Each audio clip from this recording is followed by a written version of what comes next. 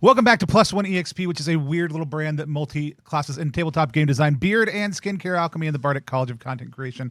I'm Chief Alchemist here at Plus One EXP, Tony Vicinda, and we are on the second part of our multi-part stream of Duginthroat Divided, an old school sandbox adventure, or I think one of the best terms I've heard to describe it, which Daniel used early on, is a dungeon on your doorstep, which I really, really love. We are going to be, we played yesterday. You can go check that out over on our YouTube channel or on Twitch down below. They are probably still inaccurately named because technology sucks and is the bane of my existence. But we will make sure by the time you're watching this, if you watch it later this week, that there's a playlist set up and it's easy for you to cruise through and find part one. We got to get into the keep, explore it a little bit yesterday. Daniel, for folks who weren't able to join us, just give us the quick elevator pitch about who you are, and what they can look forward to in Duginthroat Divided. Hey, thanks, Tony. Yeah, I'm Daniel Harila. I'm a Norwegian illustrator and sometimes adventure writer. Duginthroat Divided is my biggest undertaking yet, and it is a mini campaign setting or campaign starter / adventure module for old school essentials and other traditional adventure games. It features more than 100 keys, 100 keyed locations, a whole bunch of optional and additional procedures such as a time tracker, weird rules for mutations,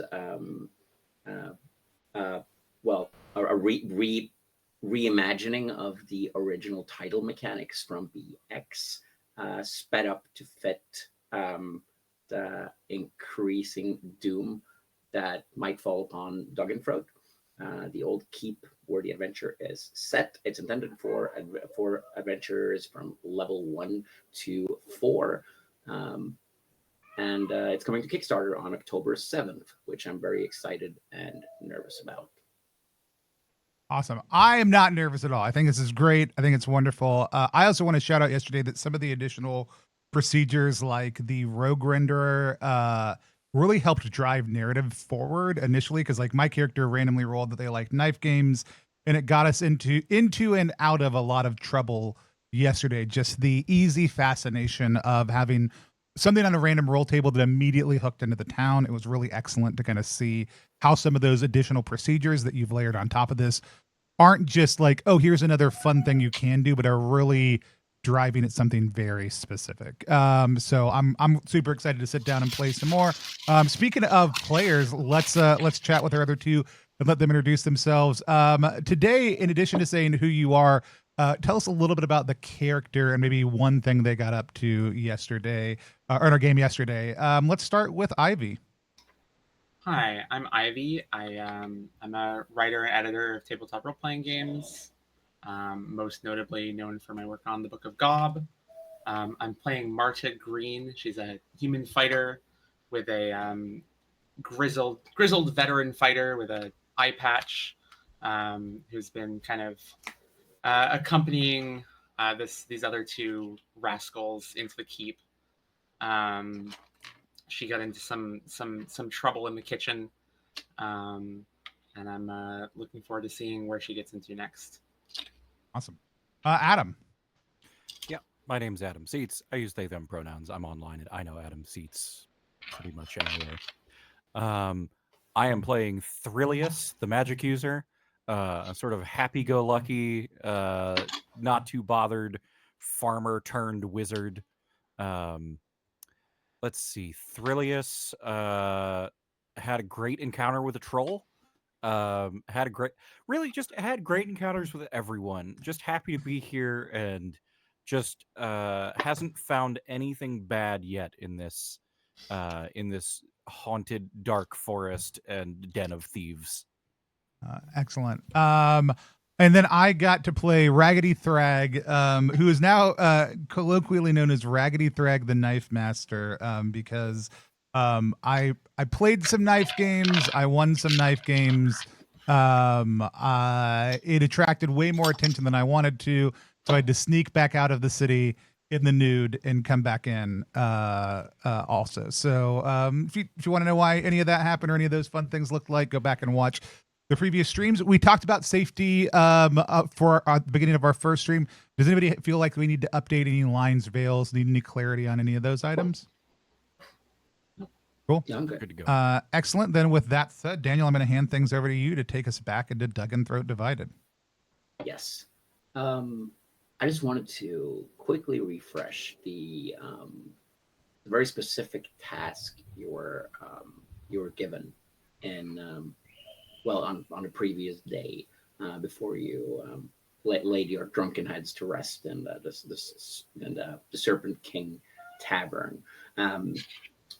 The bloody Baron Arnar of Duginthroat and his wife and Sergeant Svala One Eye of the Pagan Isles requested you not just to brave the crack that currently separates Duginthroat Keep to save their son and Arnar's father, but also they tasked you to locate the enemy and whistleblower within who have presumably alerted the king's army of the keep's location. It is rumored that the king's army are on their way and will arrive in 9 days. I also want to let anyone watching who watched the previous episode know that if they felt like the episode might have seemed a bit like lore heavy or like a one-way street, it like all the things that happened in the last session were all randomly generated using the tables in the book, except the event in the greeting hall. I think your lore drip was excellent, given the way you need to orient people to a sandbox. But also, I will throw out that the map crow themselves, Kyle Latino, just said gorgeous map for the map of the keep. Also, too, on chat. So Kyle has a tremendous eye and does excellent work themselves and that type of stuff. So it's high praise. Well, if you remember, Kyle, thank you for your advice in terms of colors and analog comic illustration advice that I reached out about some months ago. There we go. So I'm super excited to like I said, the lore hooked me. I'm looking forward to it. I also interrupted, and we're just gonna go back to playing now. So as this also happens behind the curtains, I will let all you aspiring referees or already well-seasoned referees out there know that I'm using a sheet called a Ripple Tracker, which I'll show probably in the last episode, which is a time tracker and Doomsday Clock, which also features all the important events and rules needed to run Duginthroat Divided. It can be printed out or written directly in the book with takeable boxes and everything. All right, so if you're ready to get into it, let's go. Let's do it. So, as we mentioned in the last episode, you're all awakened. Well, some of you are merely interrupted on your way through the morning fog, not the pink fog, may I add, by a howling and blood-hurling scream that echoes from below the flagstone tiles that makes up the courtyard of Scoundrel Square, which is kind of like the main area where the market and the statue and all the stuff that you saw last night were at on the eastern side of the giant crack that currently separates Duginthroat. Thrag, as you were on your way back in, it's about 6 a.m. in the morning. You noticed that there was sparse light in the night before, that there is a blood-caked pillory right outside the tavern by the market square. You get back in, and your comrades are already up, and I assume enjoying they're already paid for breakfast, which of course consists of ale and stew. Breakfast of champions. Truly. Yep. The with the bleak rays of natural sunlight, the ominous snake skeleton, serpent skeleton that fills most of this common hall is slightly less sinister.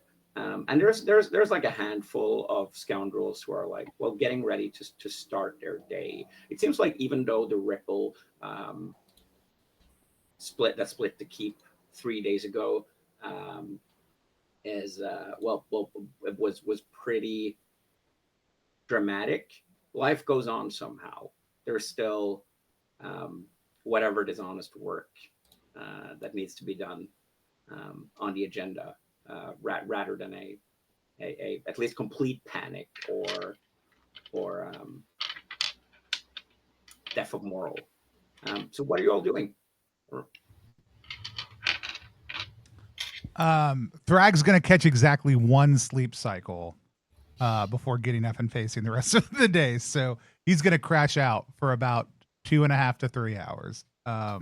That's how he's gonna begin facing the day. That'll be 4 Marta's doing the hours. complete opposite and having a good night's rest. Yeah, you didn't get robbed. Nothing happened, even though you That's slept in an good. open That's area great. with a lot of other scoundrels. You smell like kind of like a barn though, but I mean it's nothing new to adventurers of your caliber. No, I think. I mean, yeah, I'm sure that Thrillius got a nice night's sleep, knowing that everything would be just fine. I figure that we're probably gathering to figure out plans for the day in the tavern main hall or something. Yeah, it's like the common room where you were playing knife games and being celebrated the night before. I think hearing that scream, I think Thrillius like immediately handed the belt for a dagger and was like, "Wait, if something goes wrong, we can't defend ourselves, can we? That's that whole like oath of dull blades, or like, I don't know. I shouldn't be stabbing people. What's going on?" You hear like a kind of like a spit and a wipe from Voss, who is back behind the counter, the blind barkeep that you briefly ran into the night before, who comforts you and tells you that well, if there is anything to worry about, it's those blasted eyes watching us at night, hovering around in thin air. Not if that scream came from far down in the tunnels. Nothing to worry you folk about. The badgers will take care of that. Yeah, I meant to ask about those badgers. So, like, are they guards? Are they like a mercenary guild? Are they just a bunch of dudes? Like, what's their deal, Voss? Yeah, let me just get the Voss voice out there. Killers, killers, cutthroats, the finest sorts. None of them were ever saw the insides of a dungeon, at least not for long. They're handpicked by the one-eyed herself. Maybe it's her rogue refugee eye that's hovering around, spying on us. And he's like kind of like looking restlessly around the room with his blank, irisless eyes, concerned and twitchy. Before he puts the flagon down and kind of like picks up a new keg of ale and pops it. I look over at Marta. You didn't see any eyes floating around last night, did you? Not that I can remember, but wasn't really looking up. Yeah. Weirder and weirder. That's probably fine though. It's probably fine. It's probably nothing to worry about.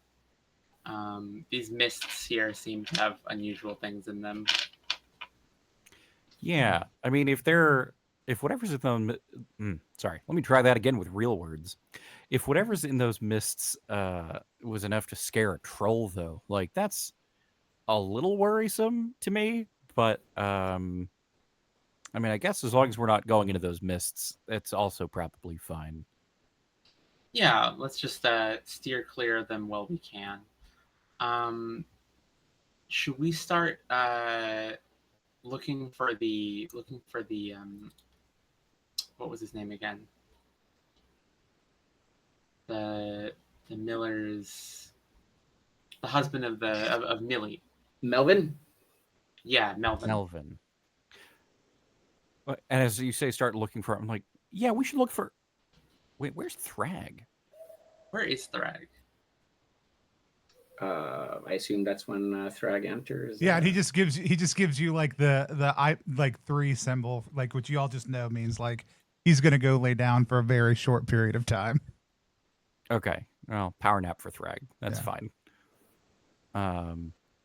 Well, as you're kind of like mentioning the name Melvin. You're like, what?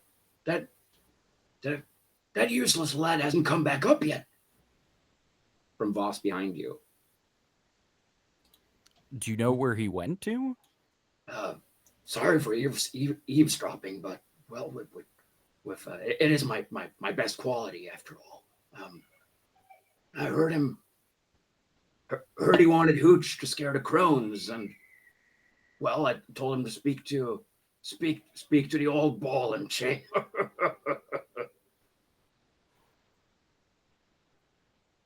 Clearly referring to his wife. Great. This is the bartender, right? Yeah.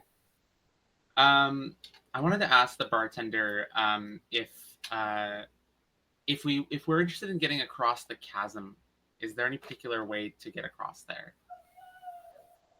He kind of like looks, huh? Chasm? What do you mean chasm? The crag. Oh, the morphing. Yeah, since the earthquake, I assume there is a. Oh, sorry, I haven't seen it for myself. Why would you go over there? Interested?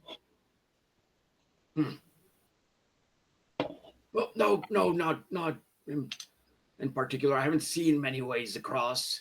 But I'm sure there is one. Okay. Long ladder or a tunnel of some sorts. I mean, people have found all kinds of ways into Duginthroat to avoid I'm very paying curious about these tunnels. to avoid paying the sting of the snake. I assume there must be some kind of way across. Probably several.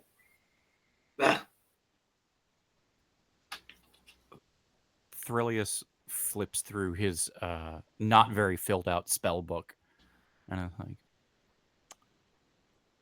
I wonder if floating disc lasts long enough to get across. That's a good question. That's a very good question. What does it say on your definition, the description? Oh, it lasts 6 turns. Yeah, should last long enough. Maybe at least to get you one way. Yeah, exactly. And you see the mist is pretty much that pink mist that's covering like the surface, coming up from the crack from apparently some holes in the inner keep. Yeah. Well, if we want to let Thrag sleep it off a little bit, you want to go poke around town, Marta?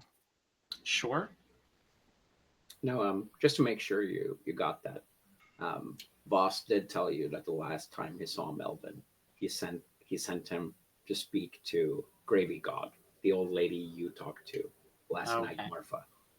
And I remember she was saying, was she talking about him at all? I can't quite remember. You didn't ask about him. Okay. Cool.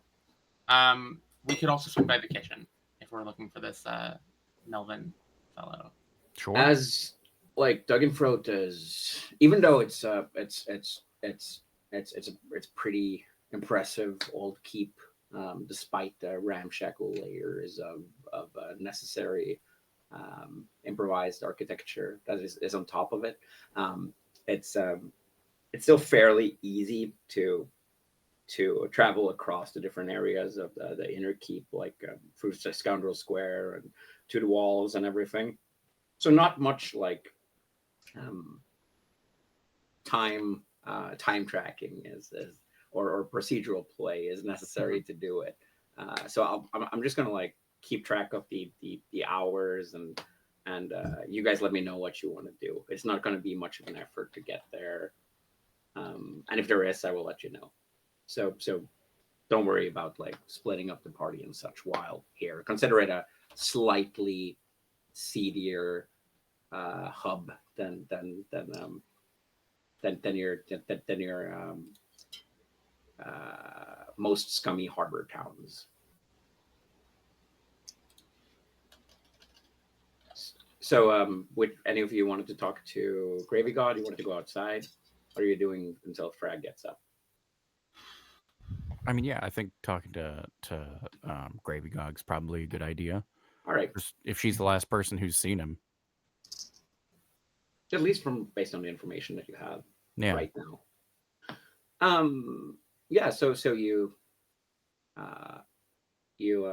go over towards the kitchen and find that the door is now closed. However, as you lean forward to knock the wooden frame, you hear like accelerating but limping footsteps and heavy breaths from the staircase behind you as you see Gravy God on her way down. She gives you like an alert and suspicious look. Now I thought you were you were a better sort than sneaking around and where you don't belong in the early morning hours. Oh, we were coming around to ask you a question. She looks towards Thrilius and back at you, Marfa. The two of you had almost pleasant interaction, except the root infant screams and the cheek pinching the night before. But yeah, she looks towards Thrilius and kind of like almost like like any old bitter relative expects an introduction before she continues speaking. Oh yeah, Thrilius sweeps off his hat, bows, says, yes, Thrilius, pleasure to meet you. Puts the hat back on, puts a hand out. She looks at your hand and kind of like hesitates before she walks between you and starts like opening the door. So what do you outsiders want? Have you got the liquid smoke yet? No, we haven't found that yet. We had a couple questions about someone named Melvin. Oh, the useless fool of a boy. Can't even pick a turnip. Yeah. Do you have any idea where he is? Well, she looks kind of like, and she gets that almost guilty look as she looks over to her shoulder and the door creaks open. He asked about, Millie apparently asked for a remedy to keep those feathered old beasts at bay, the ones that appeared from the crack. Now, beasts. Yeah, crow crones. That's what the kids are calling them nowadays, I assume. I see. Rather nasty old thing, steals pigs and all. So she sent Melvin, as is not good for actual like labor, to get some of my famous house hooch, which has to brew from only the most overripe dates for it and pears for at least 9 months. I let him down into the basement, and as she opens the door, she walks into the kitchen. And without the steam, you can see the hatch door. The cauldron is only mildly bubbling as it's been boiling the whole night. As you assume this is a kind of an eternity stew that they just like keep watering out. Well, he never came back up again. If you remember what I told you last night, well, I have my suspicions. That's all I can say.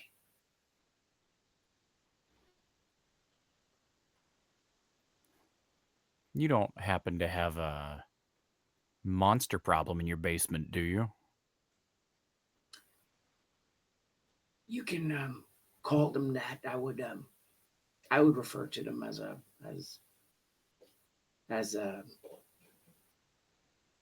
pest and a mob.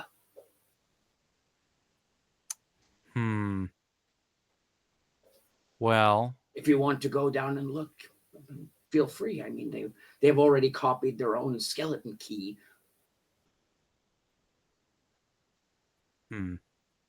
It's not much that can be stolen that hasn't been stolen already down there. Look over at Marta. I don't know about you.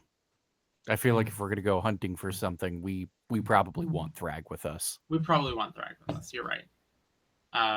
Should I go wake him up? I mean, he did just go sleep. It's been 1 hour. So yeah. He needs like 4 hours to not get like exhaustion, so to say. Yeah. Okay. You know what? I will look over at Gravy Gog, though, and just ask. You don't happen to have coffee here, do you? She looks over at you and kind of like almost like you're insulting her by trying to use words she don't understand. That she like studying you. House hooch not good enough for you, boy? What's wrong with my house hooch? The ale not filling enough? No. That's all great. I just need the thing that does the opposite. House hooch knocks you out. I need the thing that wakes you up. What about the mercy pleads of a chicken about to lose its head? And she holds up a little bottle and like chuckles a little bit before she swaps it away into her gown. She does not have coffee. No, that's fine. But she did have some kind of strange concoction there that she just showed you. Now, I do love a strange concoction. I don't necessarily want to test it on our boy Thrag, just in case. But that's worth looking into if we make it out of the basement. Well, if you get the liquid smoke back, then let's just say my shop might be open for business. And that's all I'm going to say right now. And I'm sorry, remind me, where did you say the liquid smoke was? The birch hags, right. It was stolen by the birch hags or birch wives. Which are different from the crow crones. Yep. Cool. Got it. Okay. Sounds like this town is just being swarmed by old women. Look. Why not? Why not?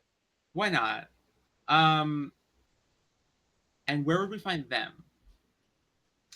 Well, as I mentioned, they have apparently found some secret little lair of questionable hygienic standards for their operations down in the tunnels. Okay. They trick outsiders down there, you know.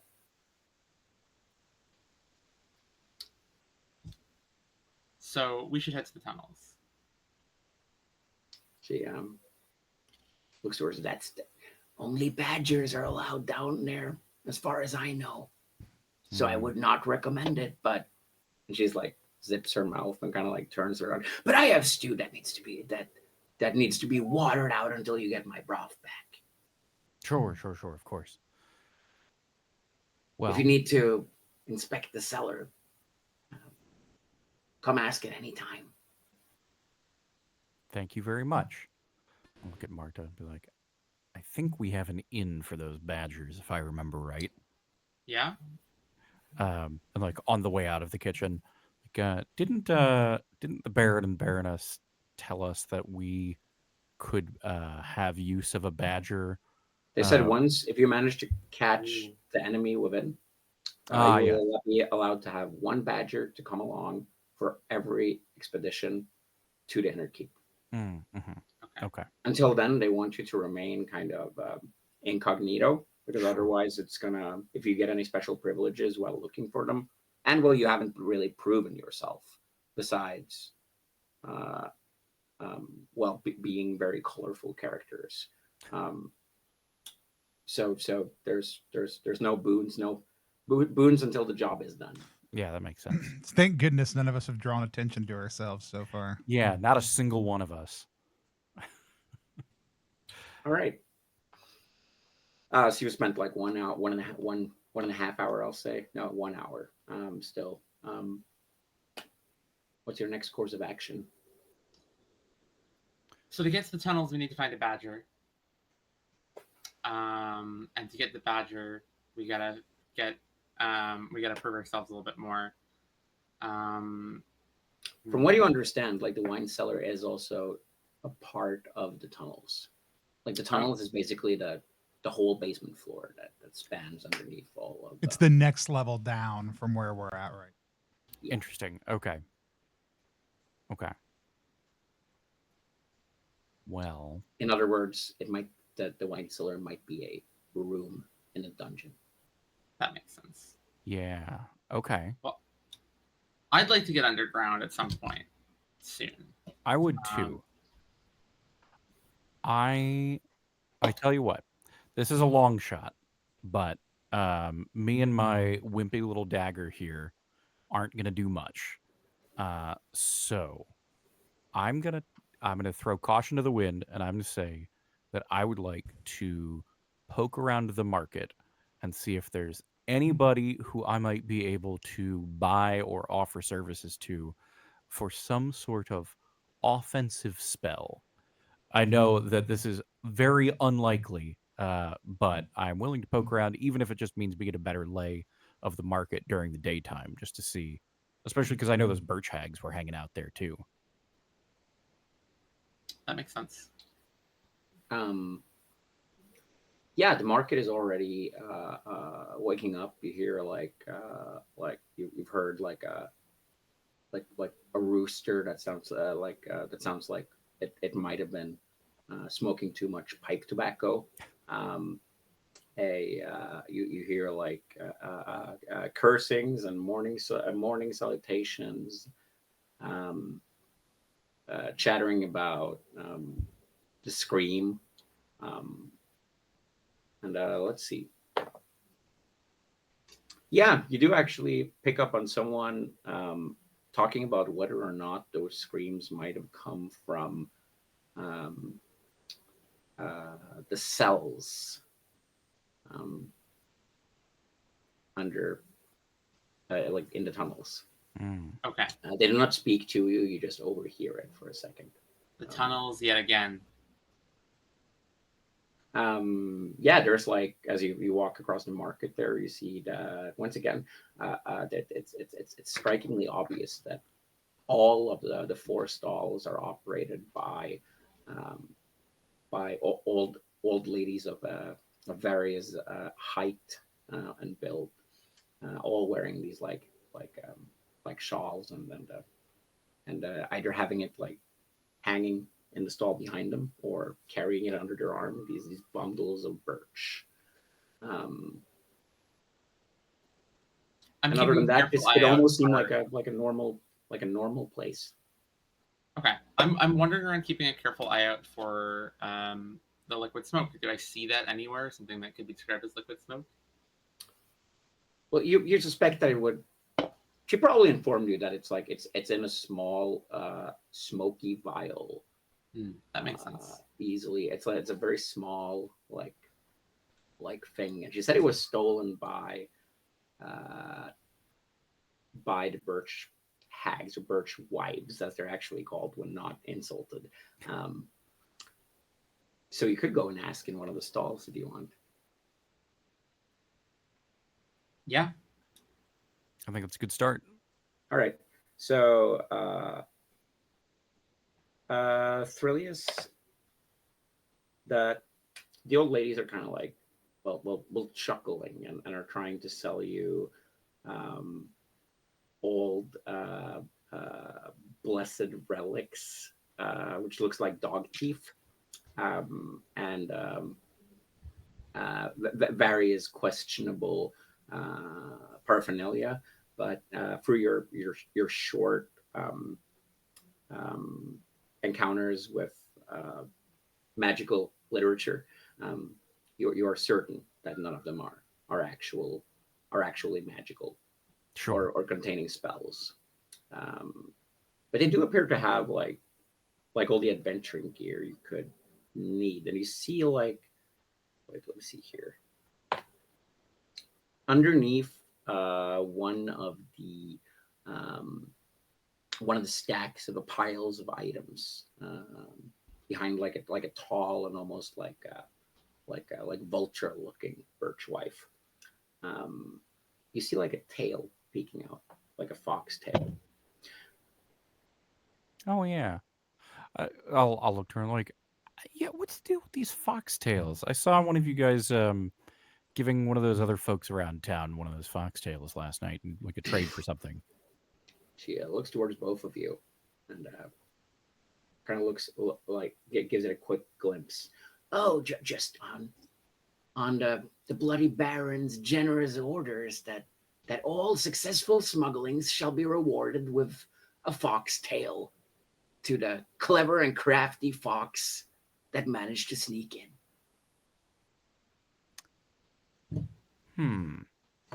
I wonder if we don't know somebody who might be owed a foxtail. Well, you have to sell something, of course. I see. You can't just smuggle yourself in. Anyone that is clever enough to avoid the sting of the snake is in practice a fox.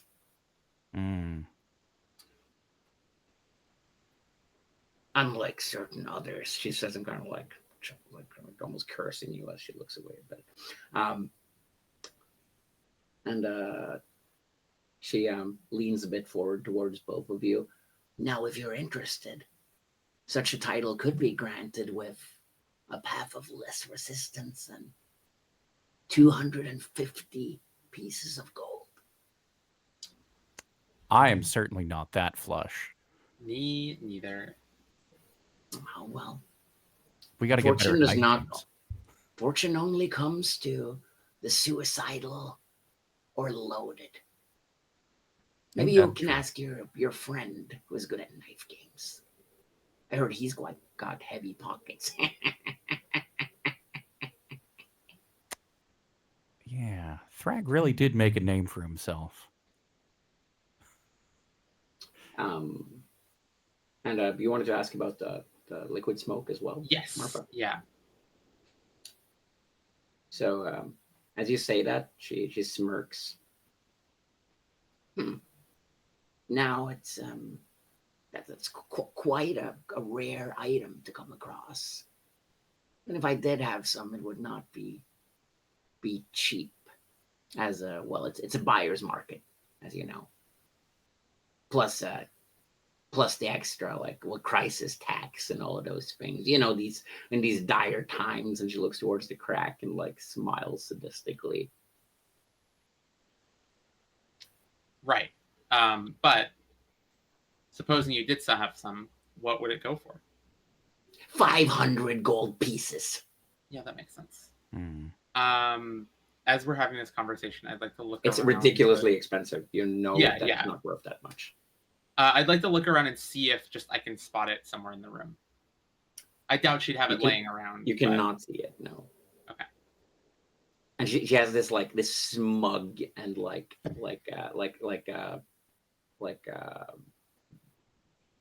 sadistic stare, and the tiny little pearl eyes in her sunken sockets.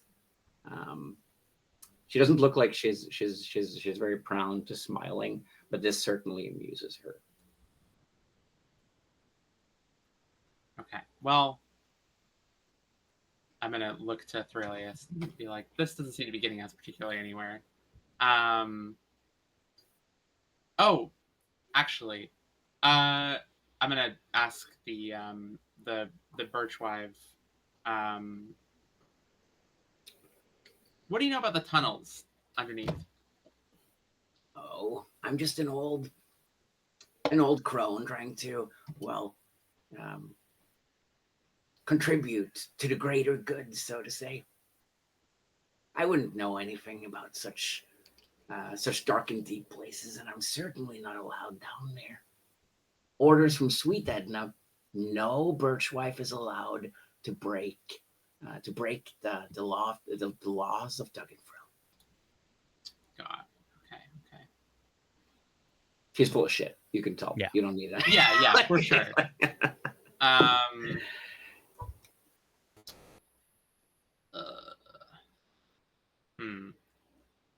All our leads seem to be not turning much up.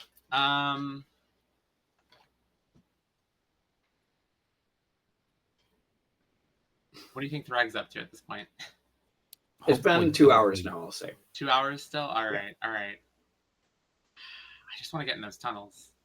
I do want to get in some tunnels. Do we see any badgers milling around? Yeah, there's always a couple of badgers walking around. Okay. There's some up by the. You see that like 2 of them are actually like leaning up. Do you remember that striped tower that I mentioned? Yeah. The like gatehouse tower. No, the one to the southeast. If you have the map up there, Yes. you see them kind of like leaning out towards the Scoundrel Square. And at first, it might look like they're aiming their crossbows down at the square, but it seems like they're like one of them is pointing and chuckling. You can barely see it, like while pointing at a bell tower that peeks up from the mist between the 2 wings, standing on a single lonely tooth of rock.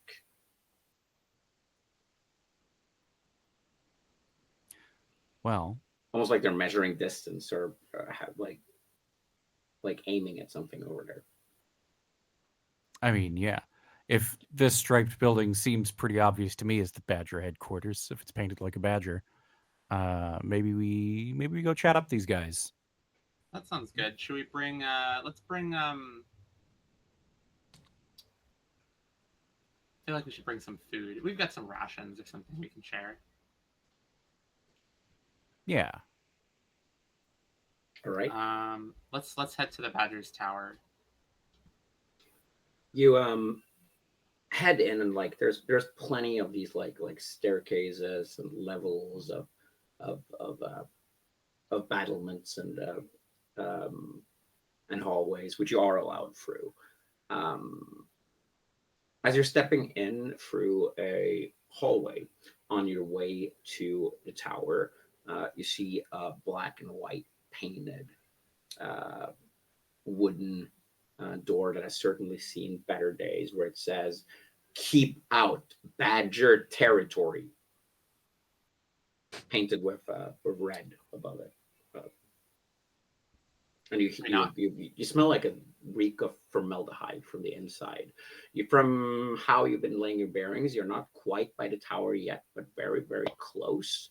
The hallway is about 5 squares wide.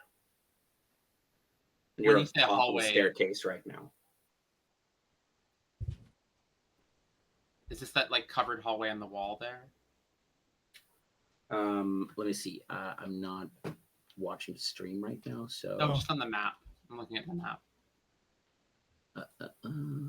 it By is the tower. by the tower. Yes, We were outside. It is. Yes, that's where you are. Yeah. Okay. Should we knock on the door? I mean, it does say keep out, but it does You also also hear- say, Keep out. You hear snoring from inside as well for this. oh yeah, no, maybe we let it lie for now. All right. Works for me. There is like a very strong scent of formaldehyde from inside, or some kind of like strong preservative alcohol. It's been 3 hours now, I'll say. Formaldehyde's interesting, but I don't think either of us are the breaking and entering type. No, very much not.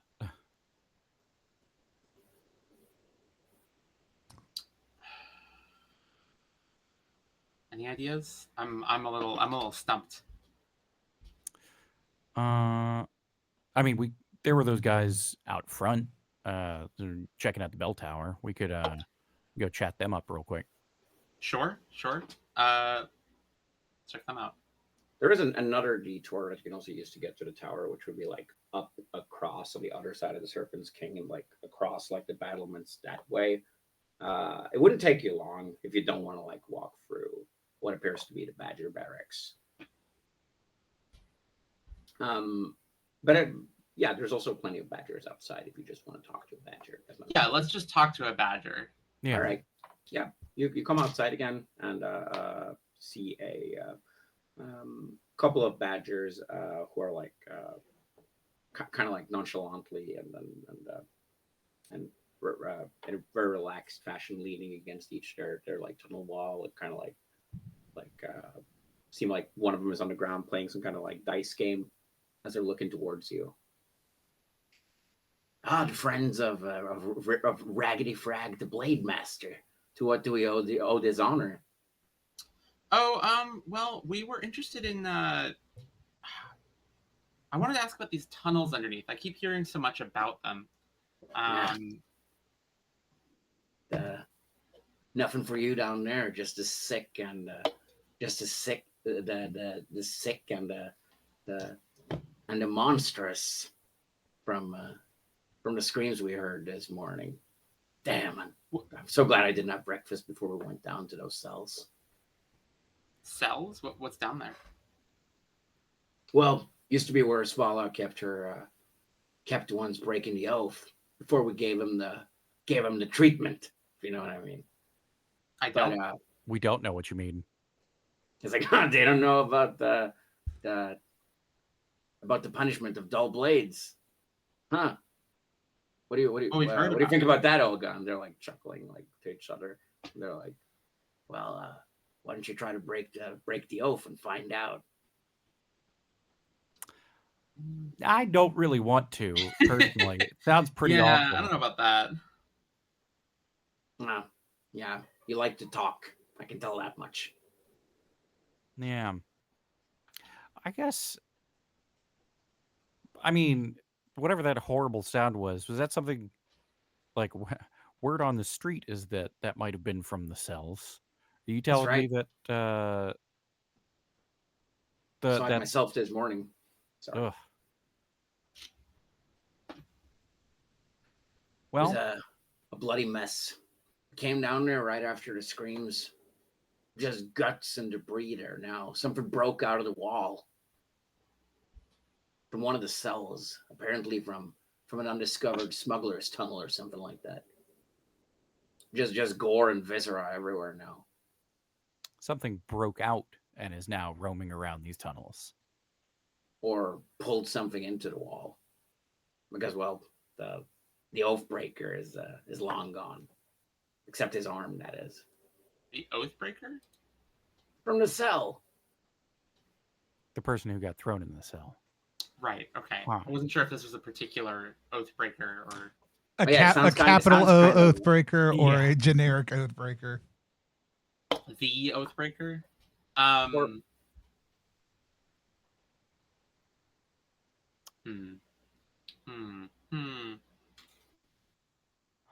Well, all right. Tell me. I have a reaction roll for you here. Oh, sure. No, they don't share any additional rumors with you. I have a sinking feeling in my stomach. That Oathbreaker wasn't that farmer that we've heard about, Melvin, was it? Do you know? No. Heard his gurgles from down in a tunnel somewhere, but couldn't find a room. Sounded drunk from what I could hear. That tracks. When did you hear him last? About a day ago. Well, Billy sent you. Yeah, in a manner of speaking, we should go talk to her just in case. And by that time, I think our buddy Thrag will be up and ready to bounce. How knightly of you, because well, from what we've heard, Millie and Melvin ain't got jack shit except for turnips. Not much profit to be gathered there. Yeah, I heard they had a pig that was spirited away in the night. Yeah, the piglet, parsnip. Dottie is all concerned about it. Makes patrols nightly patrols a real migraine. Won't stop screaming. And you do actually hear like slight, like occasional, like what do you call it? Like pig squeals from the farm. Thrag, you are awakened by A pig squeal. Something sitting or kind of like leaning over you, and almost like an intended breath of air that brushes towards your face. As you wake up and see the same girl that robbed you, kind of like going through your stuff and smiling at you in the stall you're in. Where you're Cool. sleeping. Excellent. He's like, "Oh, you're awake." Yeah. Find anything good? Just checking. You don't have much. Don't need much much. for someone who's been called the Blade Master, but I must say that the covering up of your tracks was rather impressive. Thanks. She's not holding weapons or anything, and she like puts your stuff down. Yeah. Gets out of the stall and takes a few steps back, allowing you to kind of like get up. Have you had breakfast yet? I'm more of a lunch person. Oh, it's Name's probably Maya. Maya. It's probably about that time, anyways. There's something familiar about her. Like she has some traits that almost like remind you of someone you met yesterday. But you can't quite place it. She's she seems to have been like watching you for quite a while. I was just serving your abilities as you might have use to me. I'm always open to work. Well, my sister said that no one's allowed across the crack until, well, she's done with her with practicing her civilized traditions. Well, we've been in this keep for far too long, if you ask me. But I'm more interested in finding out whatever devil is breathing that pink mist everywhere. Yeah, it's a bit odd. Who's your sister? Oh, you didn't know Svala? I've never met Svala. She's the Baron's wife. She nods.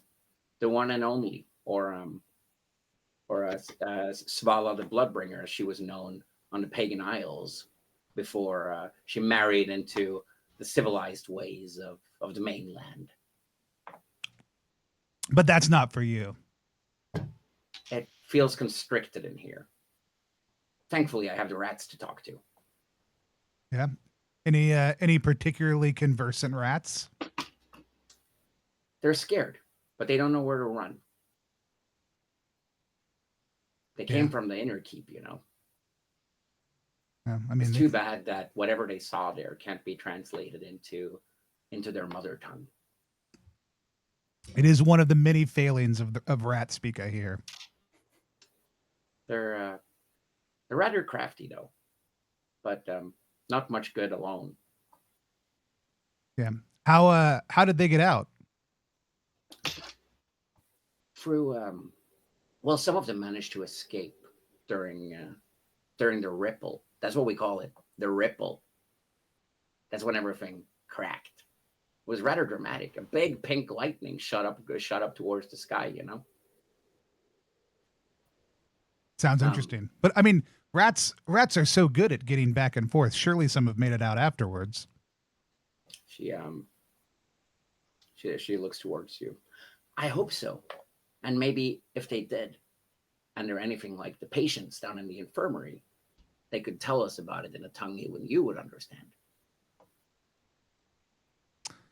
The devil breath changes people. That the mist? That is the mist. Hmm. And she doesn't seem like she's speaking metaphorically when she says the devil's breath. She literally believes this is like the breath of some demon. Yeah. Is the mist, does the mist come up out of the crack, or does it what is the orientation of the mist? Like how do we see it moving in and around? So it kind of like obscures like everything in the crack itself, but it seems to be coming like out from the inner keep or below it. You can't really see clearly down there because it's way too thick there at the center. But that's where it concentrates. But can we glitters kind of like around the inner keep and down between the trees down there. You haven't really been down there, so you haven't gotten like a close look. Yeah, but does it look like it's like the inner keep? Does it look clear, like the fog's all down below, or does it's come up onto the? It's all up there. Okay. Excellent. If you're willing to break your friend's promise, well, I guess you never made a promise to my sister. I will be more than happy to travel across together if you find a way. I'm good with poison. Sure. What fucking oath did y'all make? Come on. Why don't you ask them? I thought you were. No, I know. You were all civilized. Oh no, I meant that was directed. That was player to player, not in character. Yeah, I'll make my way downstairs while chatting with her. Grab breakfast and go outside looking for everyone. She also says that if you're interested, she will give you your 15 coin back. They're not much use to her.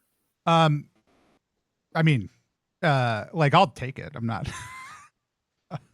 opposed to having my money back. Yeah, we'll kind of make our way out. Where can I find you at? Well, I usually spend my daily hours around the battlements, trying to get a better overview of things. Or, well, yeah, I used to go hunting, but not much wildlife. That devil scared them all away.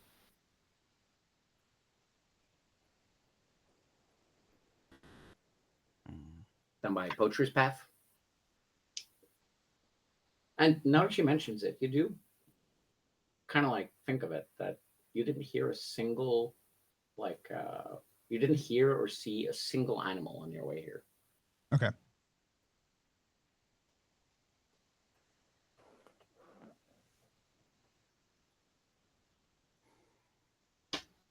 And yeah, she says she'll be on the battlements, or she can come by here in the morning hours to the commons if you prefer that over a wake up call. Yeah, no, I'll make note of that and let her know if we're interested that we'll come find her. If you're planning on following my sister's orders, though, as the civilized folk you are, playing the games of intrigue and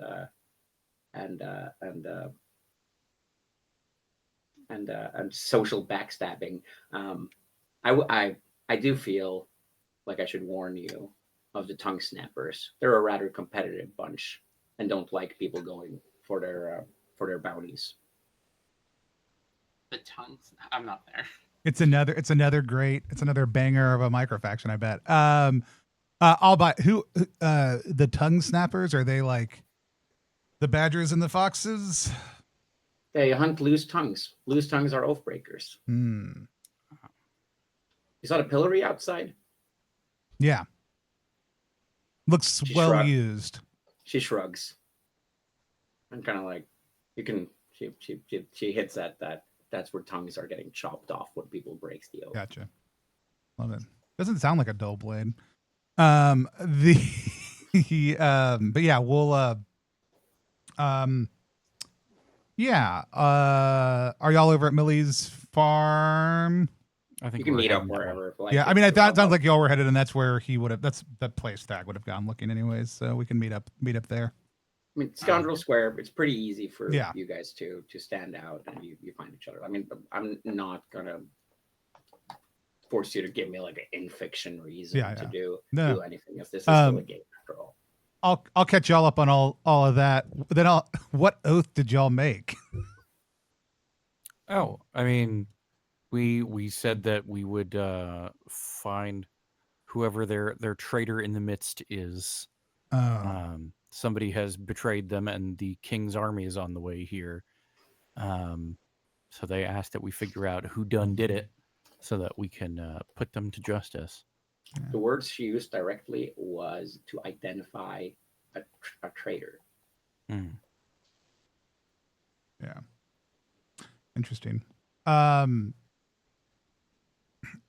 Interesting. Yeah. I mean, Maya seems more bored than betrayal bound, but it's certainly worth keeping an ear toward either way. So what does the farm look like? As you come to the farm, it's like, I mean, it's not a far walk. It's like pretty much on the opposite side of the statue from like the market stalls. You see like a very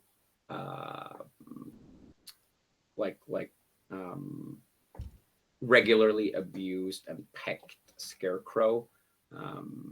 You can almost not like iterate like a face anymore on it. Above like a small crops, or a small row of like planters with various root vegetables in it. There is a small pen with various or with several bells cornering it, and a big and spotted sow is kind of like walking restlessly and like grunting inside of it, looking between you and the bell tower in the middle of the crack.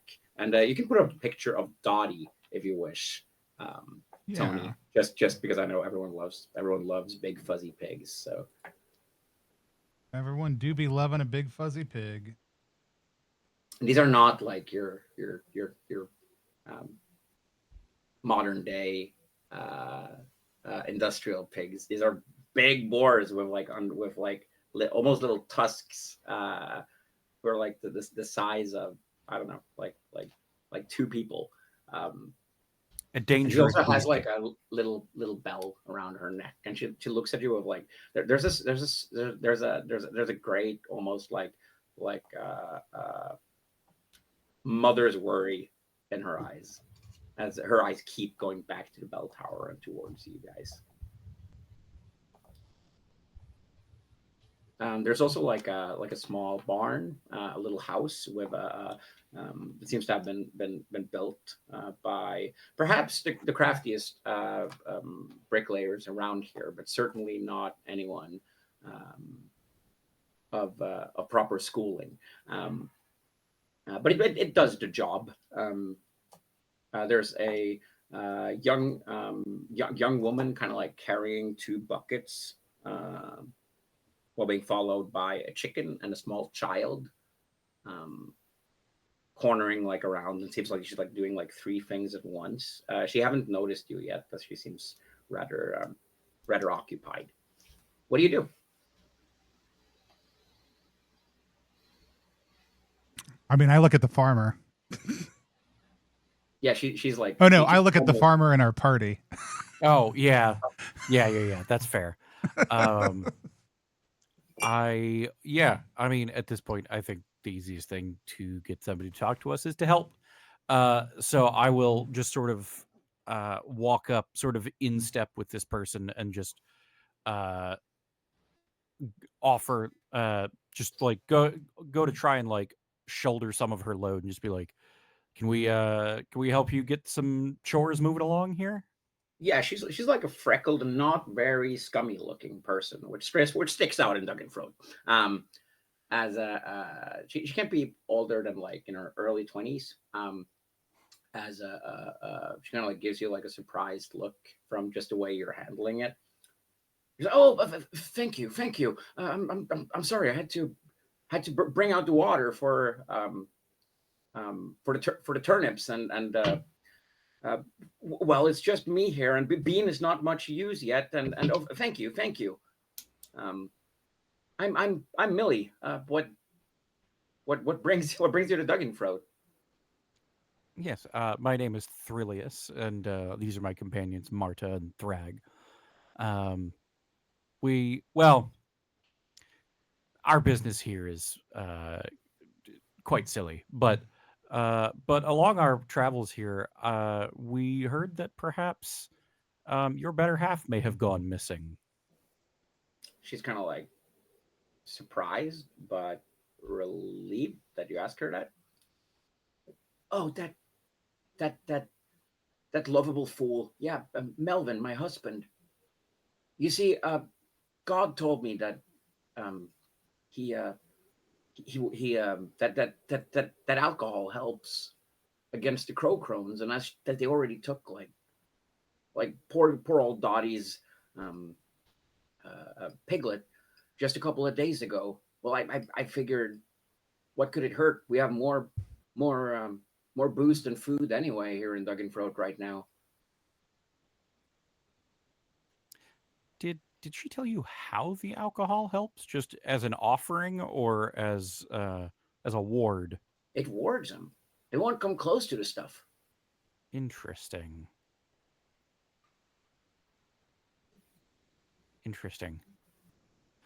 Well, so have you seen him? Have you seen Melvin?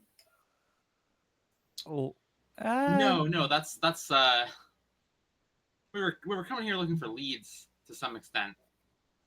Like a sense of disappointment that she tries to hide comes to her eye, and worry. Oh, that's not good. Well, if you find him, you can stay in the barn for. I don't have much to offer, but you can stay in the barn for free, and if you like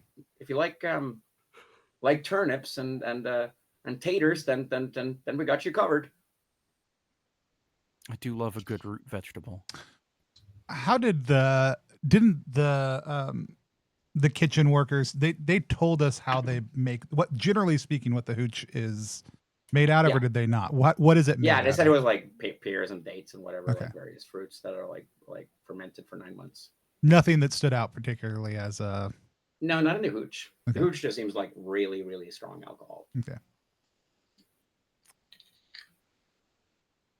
Well,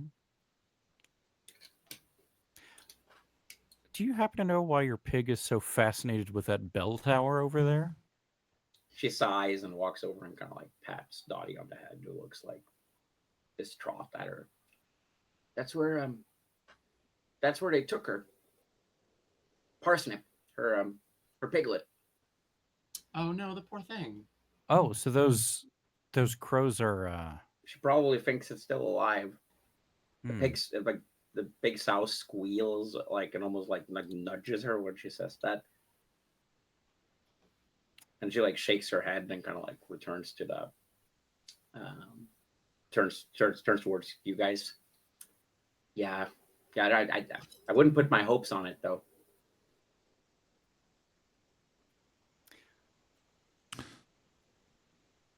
I'm connecting a couple dots here because I know we saw a couple of badgers menacingly eyeing that tower earlier. I wonder if they know something about this. Oh, everyone knows. I mean, they attack regularly. You haven't seen them yet? Weirdly, no. I don't think we have. I will just keep a good blade on you, or stay inside. They're rather pesky. Good to know. Maybe it keeps some alcohol on us too. Yeah, they don't attack drunks for some reason.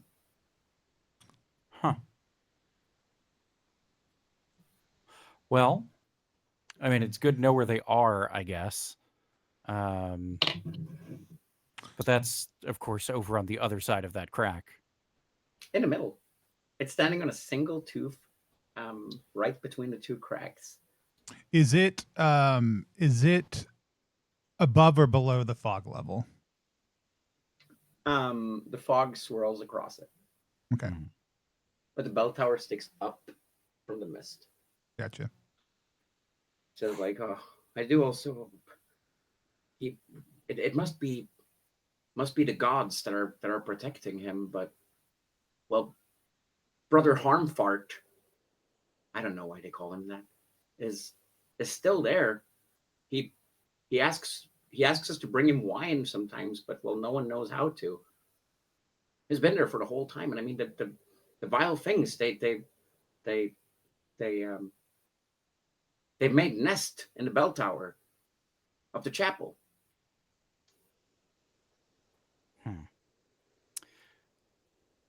You know, I think I could get us over there.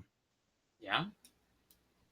When you say that, the sow almost tries to break through the pen, like desperately. It's like a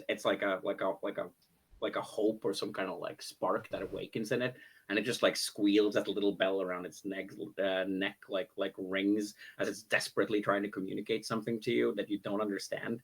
Well, it keeps like throttling towards it. Like Millie tries to calm it down, and the little freckled shy child next to her starts like laughing and giggling as Millie tries to calm it down. Marfa, the child actually turns towards you and tugs at your clothing. While Millie is occupied. I'll look down and just gently ask, what's hello? You're here for Birch, right? Yeah. What do you know about Birch? I'm Bean. You're Bean. Nice to meet you, Bean. I'm Martha. The spaghetti man told me he's fine. The spaghetti man? Yeah, in my dreams. Great. Okay. He's fine. Do you know where he is? Did you? With the spaghetti man. With the spaghetti man. Okay. I see. That's really good to know. Thank you. Super weird, right? Really weird. I'm gonna give her a gold coin. She looks at it and tries to like bite it, and she like grins and like kind of like pockets it. And they're like kind of like she looks like she's dressed in literally like a grain bag. In a grain bag? Yeah, that makes sense. Okay. Probably like 5 years old. Birch is with the spaghetti. You know what? Look, this is the clearest bit of information we've got about where Birch is so far. So I'm going with it. All right. So Birch is with the spaghetti man. Yeah, that's what the spaghetti man told me. Okay. They speak in echoes. Folks, we're looking for a spaghetti man.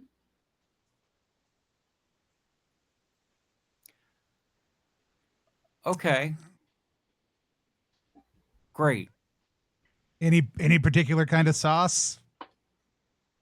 I'll turn to the girl and ask, any particular kind of sauce? Bean kind of like shrugs. I wouldn't eat that if I was you. It's all pink and gooey, and you can't eat in your dreams anyway. Pink and so? gooey. Well, this is really helpful. Thank you. All right, so we've got weird church with a piglet and a bad gassy priest in it. We've got the badger barracks that y'all didn't get into, or we've got. There is another way up to the tower. Oh no, I know. Or we got the underground, like going down the trapdoor and exploring stuff. There's also like every building you see on the map are buildings that you can ask about. Yeah, for sure. Do y'all have a specific place y'all wanna investigate further? I will tell you, I have a plan in my head. Okay. That perhaps if we can score us some wine, then I can floating discus away over to the chapel. It is a And loophole as then- well because you were not told you weren't allowed to go to the chapel. That's what I'm saying. It's not on the other side. It's in the middle. It's probably fine. But Yeah. we levitate our way across. We deliver some wine. We maybe kick some crow butt and prove ourselves to this town so that people will be a little more chill with us. Can one of you roll me a d10? Yeah, I got it. 5. 5? 5, yeah. Let's see.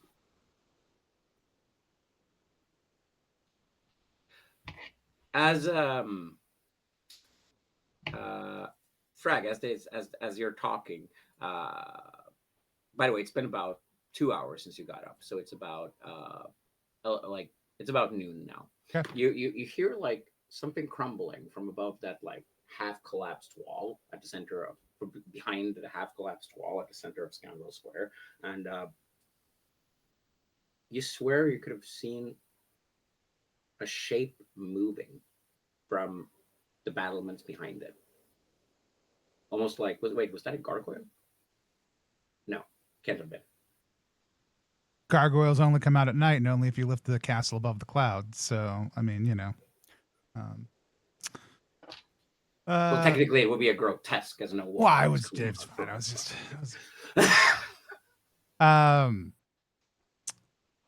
And we're talking about, this is the area when you say this is right by the crack.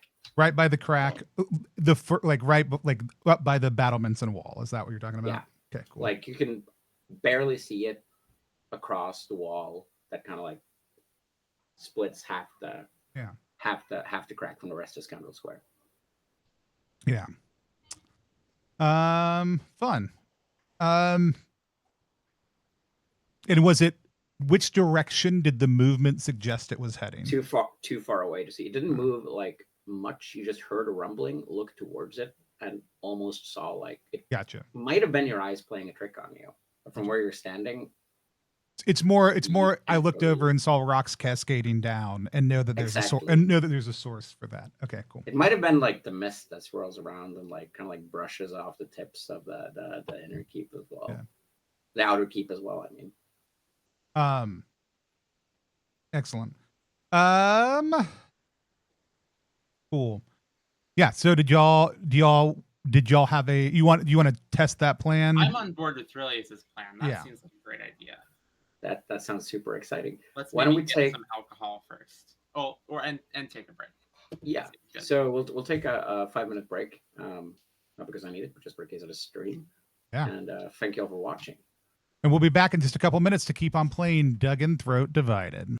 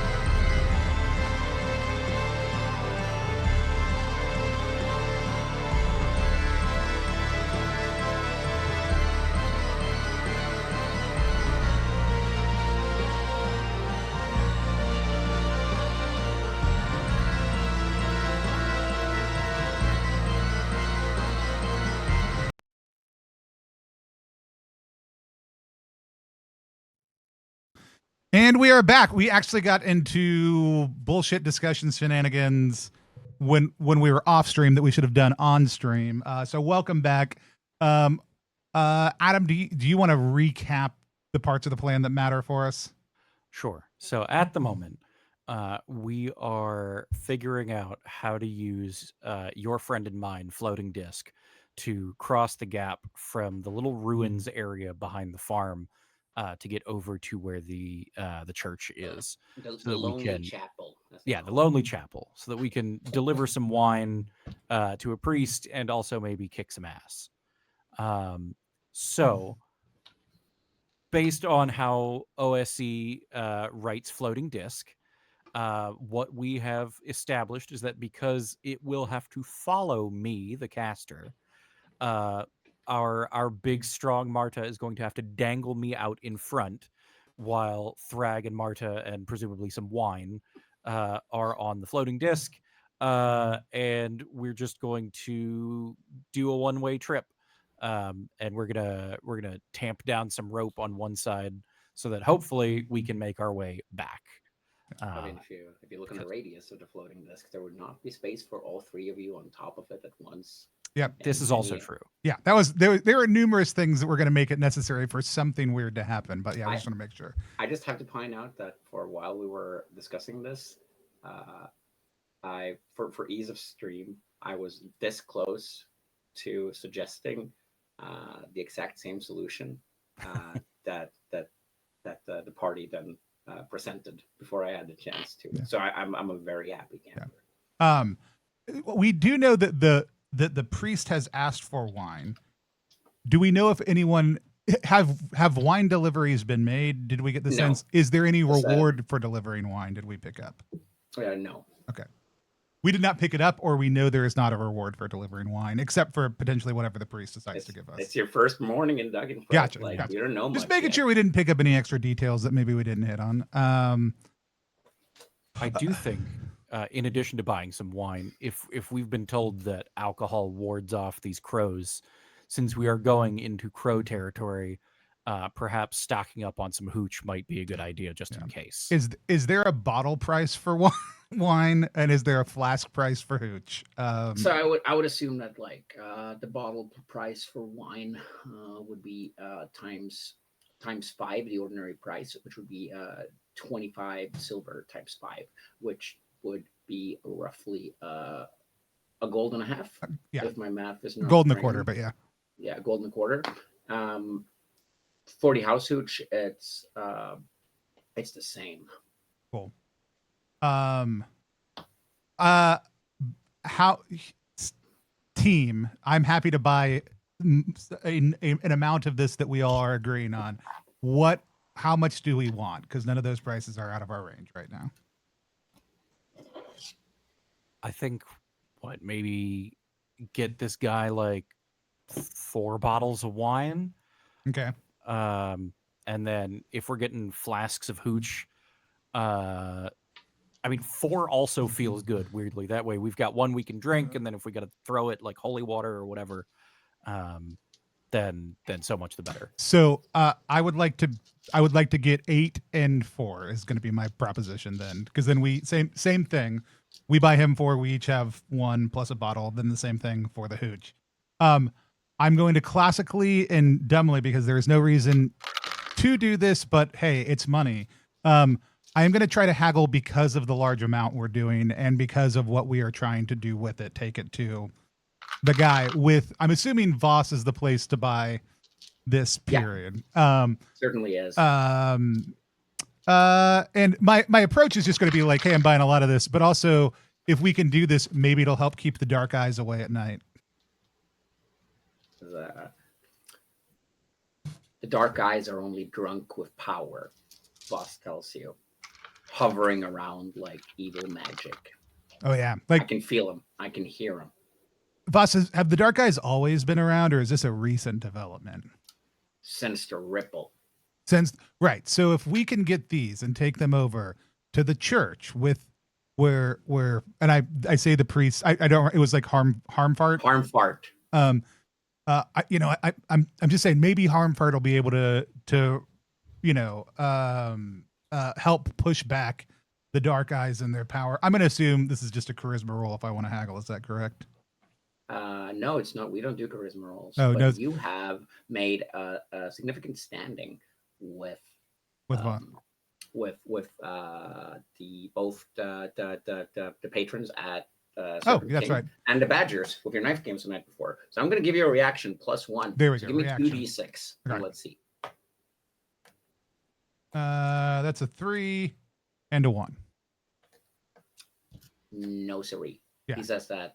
Well, maybe if you chop those eye stalks off, and then we've already been giving our communion for far too long without any blessings in return. That's if you see Harmfart, you can tell him to. Yeah, I shove it up 100% his am, god's ass. I'm 100% on board with him not giving me one, and I will pay the rate, which I will calculate and deduct from my my sheet. Awesome. All right. So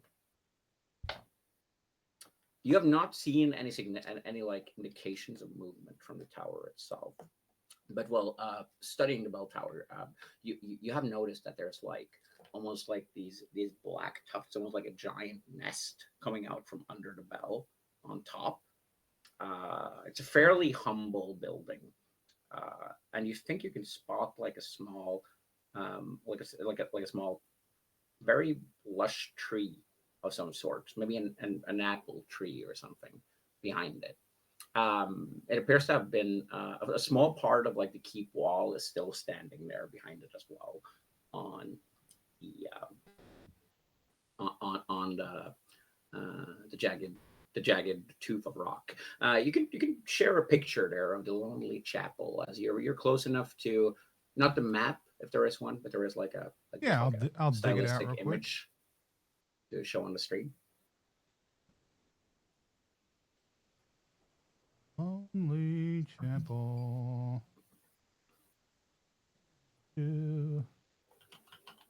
Got inner keep. I've got crucifix crossway. I don't have a chapel that I see. All right, let me upload it there real Yeah. quick for you. I got the folder open here, so Tell me what it's in and I'll grab it. We'll just move on. Meanwhile, and you can just when we get it, I'll pop it up. But yeah, I think so we are also going to secure, and I think the play here is secure a rope longer than we think we need, so that we can hang it down into the chasm whenever we don't. So it's not an obvious rope hanging across, but one that we can might lead to complications. Yeah, but one that we can pull tight and surreptitiously hide because of that.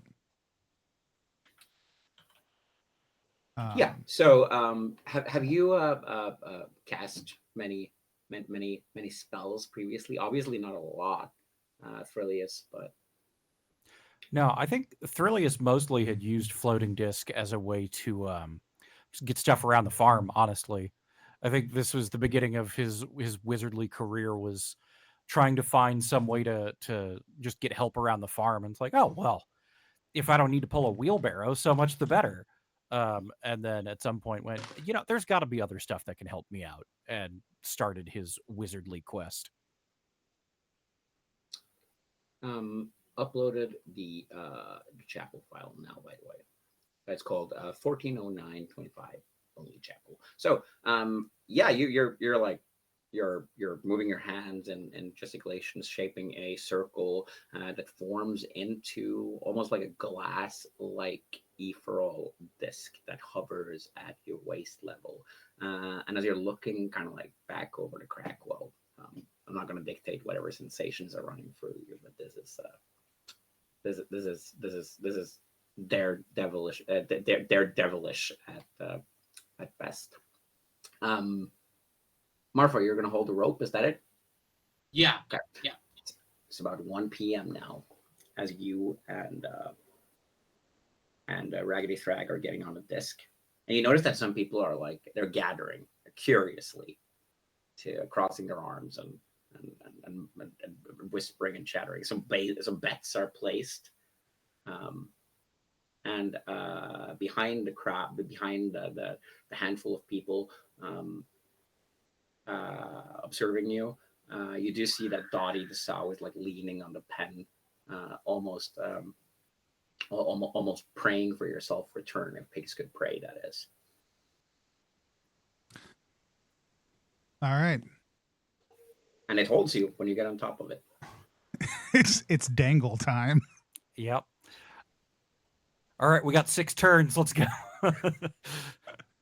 5. We got 5 turns. Let's go. Spend 1 turn on casting it. So Sure. while you're tying the rope and everything. So Yeah. yeah, you got it around your waist, and you're kind of like standing there on the edge as the others are on the cliff. And I do realize that before they're going to be able to, before the disc is going to be able to move, you're going to have to jump. Yeah. I mean, yeah, either if I jump up or if Marta can dangle me, or either way. But yeah, I mean, for her to dangle you, there has to be no ground underneath you. Yeah, you got to that's step. true. Yeah, no, I will take the first step and jump up and like, all right, let's do it. And away I go. Cool. So do you need me to roll anything, or does that just work? no, that's fine. Not yet. You're holding onto the rope and have to like hold it with both arms, and you notice that like you slide as the disc starts sliding underneath you, like kind of like first rapidly before you grab it, as Frillius disappears down across the edge and into the mist. You kind of like slide a little bit on the slippery surface before you like grab hold of it. You're probably bigger framed than Frillius, I assume. I would assume so. So yeah, it's not a problem yet. And it starts floating forwards.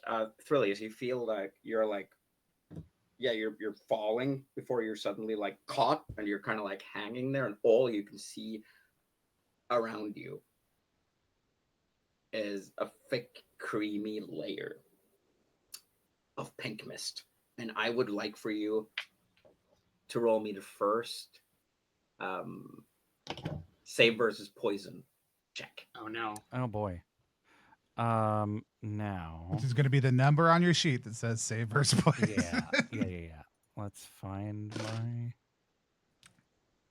Now let me ask you, is this a magical effect? Because I have a +2 on saves versus magical effects. This is a magical effect, yes. Okay. So my number is 13. It smells very much like sulfate and cinnamon. Oh, okay. So my number is now a 15 with that +2, and I rolled an 11. I'm hoping this is a roll under system. You are supposed to roll under, yes. Thank God. And you kind of like feel like you can taste it. It tastes like magic. And you're still dangling down there. You see like the silhouette of your friends above on the disc. How do you move this thing?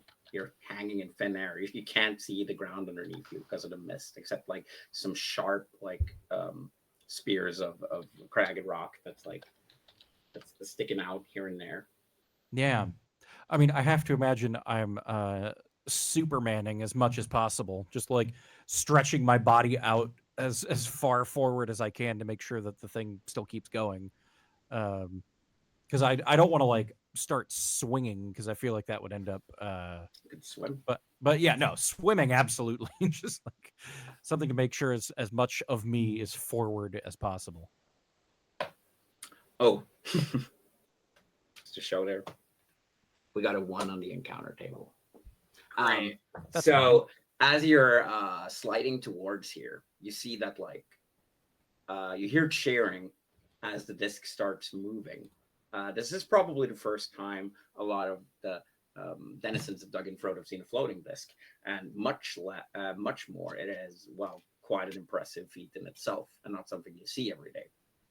Plus that you're seemingly acting in with the betterment of the keep in mind. As you're holding this, Marfa, what is Frag doing? Me, I'm popping a cork on a bottle of wine and taking a little sip. As we head over. I mean, I'll happily help if I feel like there is something I can do, but until then, Thrag is mostly just making sure he's a little wind up Yeah. before we get to the other side. As you're looking across the disc, you're realizing that like a wrong step or a too sudden movement could slip you off it or nudge Marfa. Yeah. Just as you come to that realization, and there is, no, it hasn't been a full turn yet. You hear a wretched caw from above, and then another one. Cool. Wait, can one of you actually just give me a D8 real quick? I got you. 3. Okay, go for it. 3. Okay. Yeah, 3 caws are heard from above. Excellent. And you see, like, as you glimpse up, and let's see how much time you have to react, because you glimpse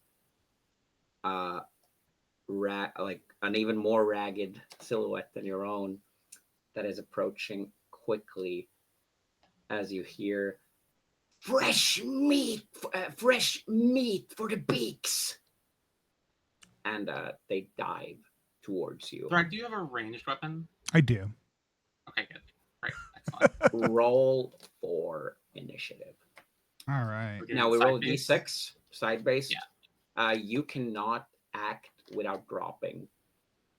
Yeah. You cannot attack that makes without dropping Thrillius there. Yeah. Are we rolling by side? You're Or rolling initiative? by side. Okay. So you want to roll high? I rolled a 4. You rolled a 4. I will roll as well, and I got a 6. That means you guys decide whoever is going to act on your end, and this is a slippery situation if I've ever seen one. Yeah. As they're coming closer, is there a crow crone in the asset folder there? Oh, let me look. I popped over to my Just to share with sheet, our just making sure I needed it. Crow crone. I think there are some on the Welcome to Duginthroat art in silhouette, but I don't know if there's a close. No, I have a full. I do not see one in there. So if you want to drop that in. Oh, no, that's a birchwife. Yeah, okay. Coming in. Does anyone besides me have a ranged weapon, or is this all? I've all- got It's all you, dog. Okay. So yeah, you hear like these terrible caws and hear the flapping of big black wings as you see like feathers that start like hovering in front of you. And as you look up, you see this wrinkly old, almost like a face of human skin has been stretched into a beak by the skull mutating rapidly inside of it. It is a naked humanoid without me having to like go further into detail about that, with these big black wings and almost like fingers cracked to claws coming down from underneath it. And the wings are larger than the creatures themselves, and they cackle with laughter. And the first one is going to go for you, Marfa. That makes sense. So let's see here. What's your AC? 15. 16. We're using ascending AC. Great. For ease of use. So it manages to strike. I will actually say that you can hold on to Thrillius, but that means that they all land automatic hits on the way there, because you have no chance of defending yourself. Is Thrillius like tied to a rope or anything? Thrillius is tied to a rope. That rope is tied down. We are holding that rope in the middle, was what we had established before. So if you drop Thrillius, he will slam back and we will move wildly. But he will not plummet. I'm also realizing I'm probably holding this with both hands, so I don't have my shield. Yeah. So my AC is actually 14. So if I don't drop him, I'm taking like 3 automatic hits. At least one. One of them is going for you, at least. Okay. Actually, like, do anyone want to cast a spell this round? I've forgotten that we were supposed to. Like, The actual turn whatever. order a little. I think we've got all of our a little spells unfair. cast that can cast right now. Yeah, I Yeah, can't do and anything I else. assume no one are planning to move or use ranged weapons. I'm planning on. Well, I am planning on using a ranged weapon. Okay. So, yeah, it like as these things fly significantly faster, they're able to and go straight in a vertical line. They're able to reach you, or one of them is able to reach you on this turn. The next of them are going to arrive next one. So as it strikes, it deals 1d4 damage. Okay. So That's light work. roll Barbie that. could take that all day. 3. Cool. It kind of picks at you with these you notice that the bone has like pierced through the skin here and there. It's rather nauseating, and their cackling laughs taunts you, as the 2 other ones will be here soon. One of them just finished like circling out from the other side of the tower. And what were you guys doing? Well, we got one person with ranged weapons. Yeah, so I was gonna. I mean, I've got a bottle of wine in one hand. I'll grab my light crossbow with the other, which also means I'll get a shot off.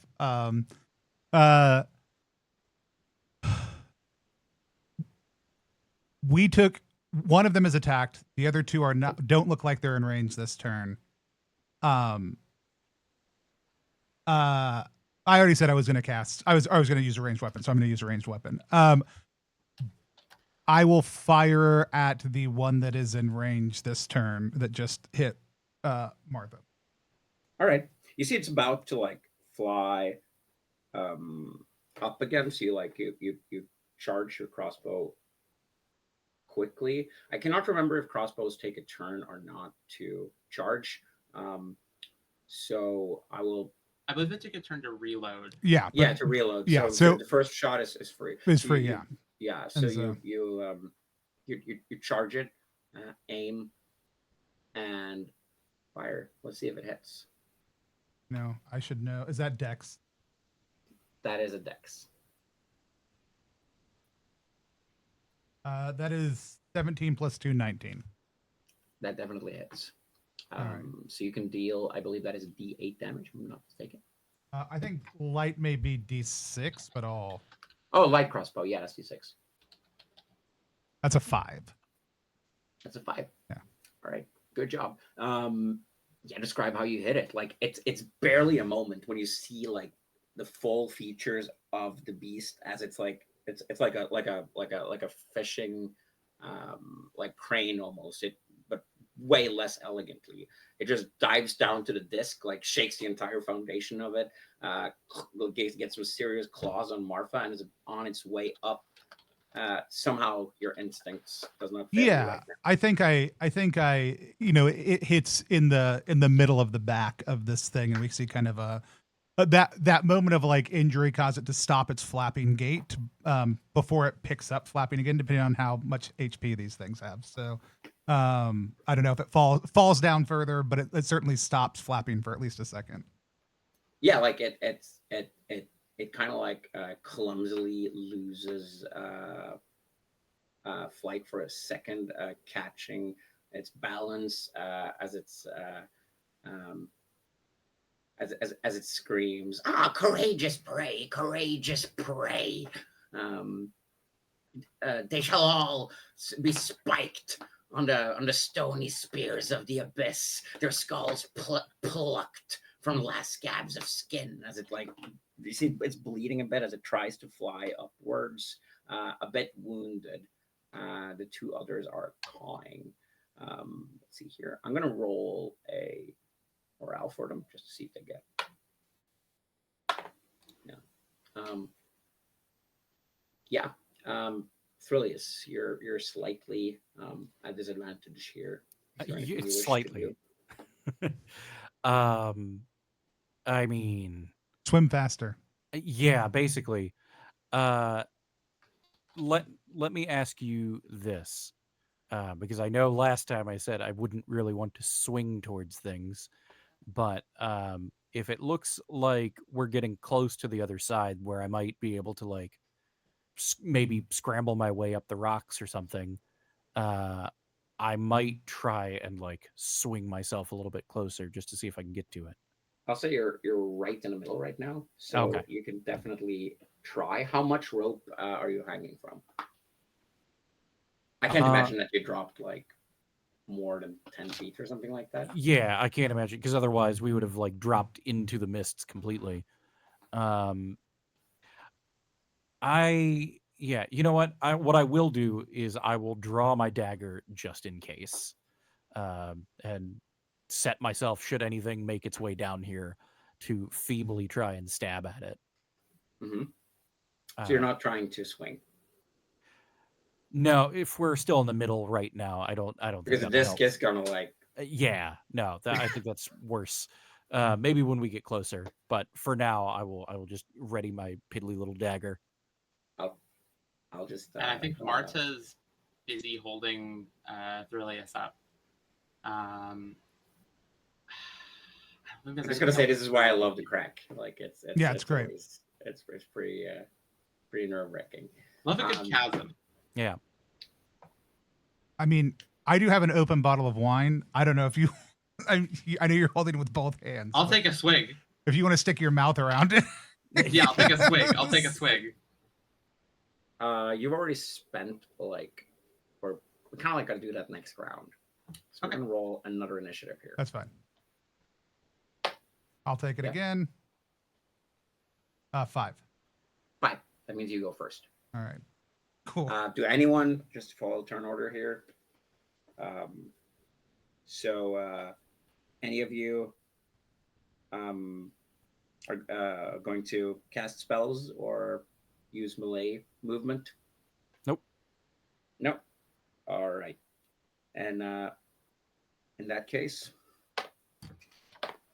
you can start by declaring your actions. I'm going to reload while letting Martha take the open bottle in my hand. Yeah, I figure I'll like grab it briefly, down the rest of it. The rest of it? No, maybe not the rest of it. Maybe that's a little much. I feel like it'd be tricky to hand it back to you. Is the only. No, you've got a bottle of wine in your mouth now. That's Sure. what's going Yeah, on. I'm just holding it in my mouth. Biting against the glass. I love it. All right. Yeah. Nothing bad could come of that. No. Nothing bad. So you're reloading your crossbow. I assume that is what I'm doing. Yeah.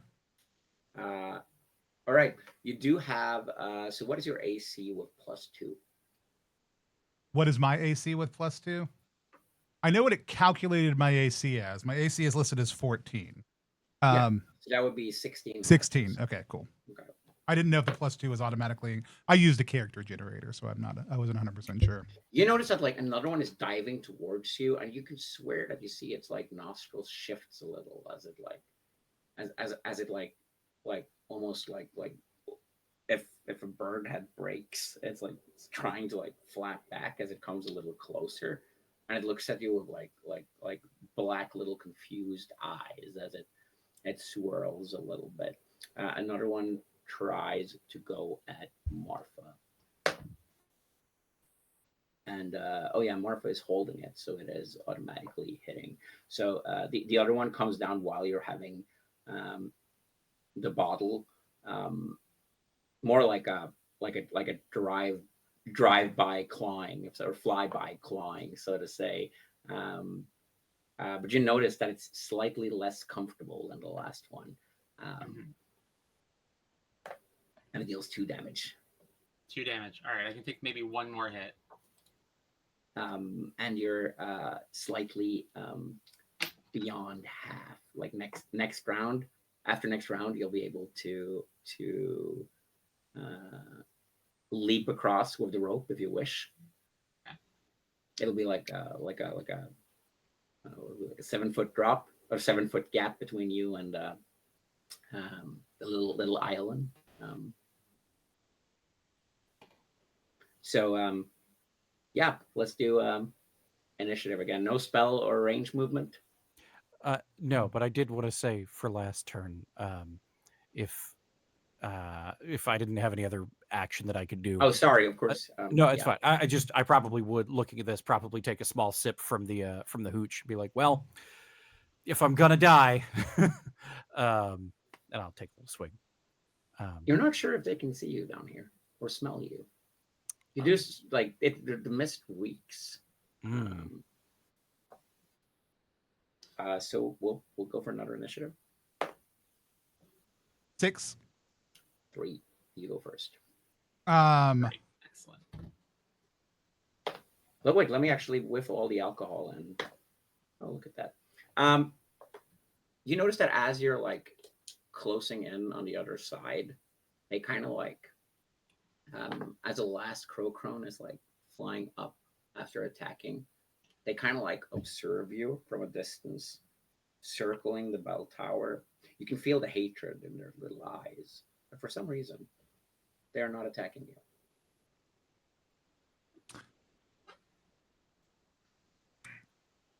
Okay. Love it. The battle is over, We press as on. far as you know. Yeah, there was a part of me that was like, just pour wine over everybody. Yeah. The first thing. Just fill But the disc with wine. Yeah. Well, no, fill the disc with wine, given how slippery it is, felt like a bad choice. Yeah. I'll say you're pretty sturdy, sturdy, rough character, Marfa. But why don't you give me a Constitution check for the fun of it to see, after having a bottle in your mouth for so long, if you got wasted. I did not succeed.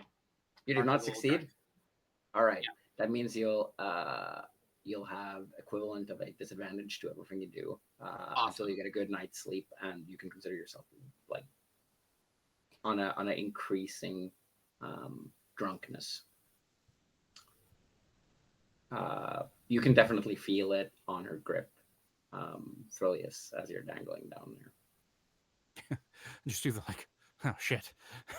You start like swinging more, like it's like yeah. And yeah, I mean, as soon as it looks like we get close enough that I can maybe start swinging my way over, I will try and just gently do that. Yeah, there's no wine left in that bottle either.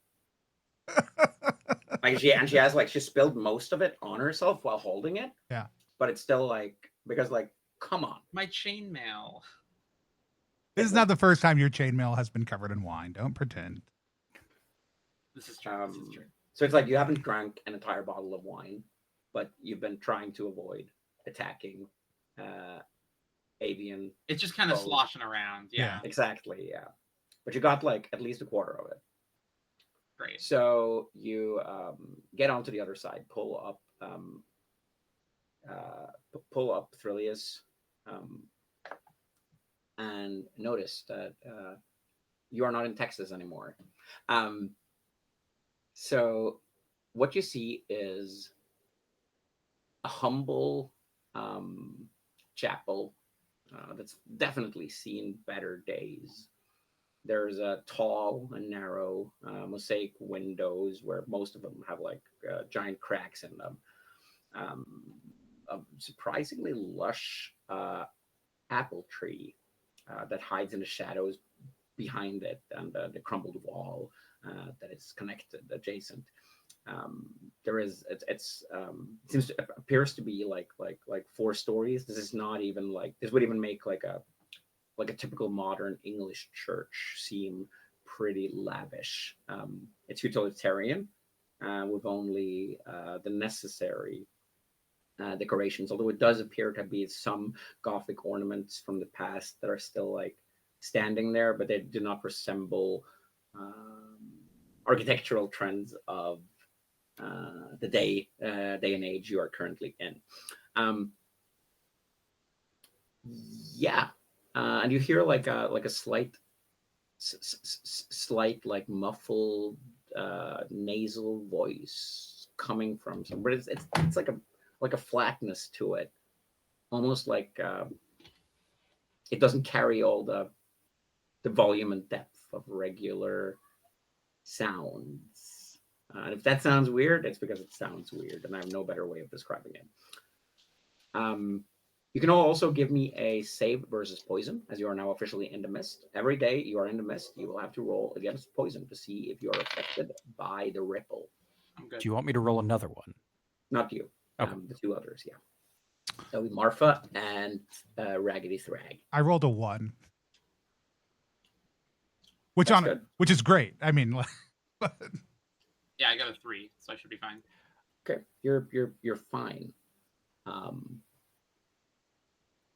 You feel almost isolated from the rest of the keep. Like the sound doesn't, like the mist almost like blocks off the chatter and hustle and bustle of Scoundrel Square.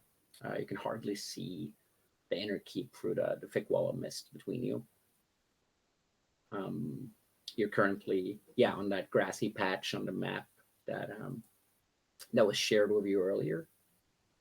okay. And yeah, the voice kind of like continues. Your disc will exist for one more round, as moving across while swimming in the air is not a fast endeavor. No. I hope we have a way back. No, remember we tied the rope down before we Smart. we Good. left. Okay. So that way also, if we dropped our good friend, he would slam into a wall, but it's way more survivable than falling down into a crevasse. Yeah. And so, Which, I mean, yeah, to that end, I guess I'll unloop the rope and, stamp it down and, like tie it off. I'll go tie it to the apple tree. I mean, like, Oh, yeah. I mean, if we find something else that's more serviceable, but that seems like an easy, good choice. Oh, wait. As so Frag, you want to walk towards the apple tree? I mean, is Thrag going over to tie it off to the apple tree additionally to get some apples? Who knows? Marfa and Thrillius, what are you doing? Well, we're right by the chapel. Mm-hmm. I'm just taking a look at the chapel's entrances. There's Yeah, like a front door. I'm guessing It's like a side door. low staircase and like a double gate. You see that a lot of the windows on the first floor have been boarded up, but not the gallery ones on the second floor. And yeah, Thrillius, what about you? Yeah, I mean, you said like there's a weird like muffled voice. I mean, I'm going to make the assumption that this is Father Harmfart, and I'm gonna see if I can figure out which door is closest to where it's coming from, and maybe go knock on it. There's only one door on the outside, but as you're looking, like your eyes are kind of like scanning over, and Thrag is on his way with the rope. You're like, yeah, motherfucker, I'm looking at you, you coward. And you see in the windows a monkey dressed in a friar's robe jumping inside the window decorations. It appears to be mosaic, but animated. Huh. Fascinating. You never seen a man with a robe before? I bet you're not, you drunken fool. I think Martha does just think that is just thinking that this is drunken hallucinations at this point, probably. No, you're a drunken hallucination. Fuck you. You hang on. You hang on. What are you? A dumb nut? Yeah, I'm talking to you, monkey. Yeah. Right, Hang on, you're the monkey. Monkey, what are you talking about? What? It jumps from like window frame to window frame as it's observing you and kind of like mocks you aggressively. All right. Look, we're trying to do a good deed here. You're not Father Harmfart. Why don't you do me a good deed and jump off that cliff, coward? I mean, I did do that. I did actually do that. You're not even good at killing yourself, are you? What do you do meanwhile, Thrag? Thrag? Oh, sorry. Yeah, I'm gonna go secure the rope well against the tree. And while I'm there, are there any apples in reach? And how do they look? There are, yes. You see, like, so the apples have like like a scarlet hue, and they, even though they look delicious, they also kind of like smell like sulfurous. Excellent. Does they like, as you're like tying it, you see a branch almost like stretching down towards you, as if offering an apple. Does it get to a point of pausing, or is it just moving in towards me? No, it moves to a respectable distance and stops. Honestly, I go, I mean, as long as you're okay with it. The apple drops from the branch and falls into the grass below you, which you also notice is pink. Excellent. Does any part of the tree go up out of the mist? I know the bell tower does, but is the entire tree under the mist? Excellent. The whole tree is in the mist. Can I have a few for my friends? It drops 2 more. Awesome, thanks. Oh, such modesty! What, huh, fatty? You hear from the monkey behind you.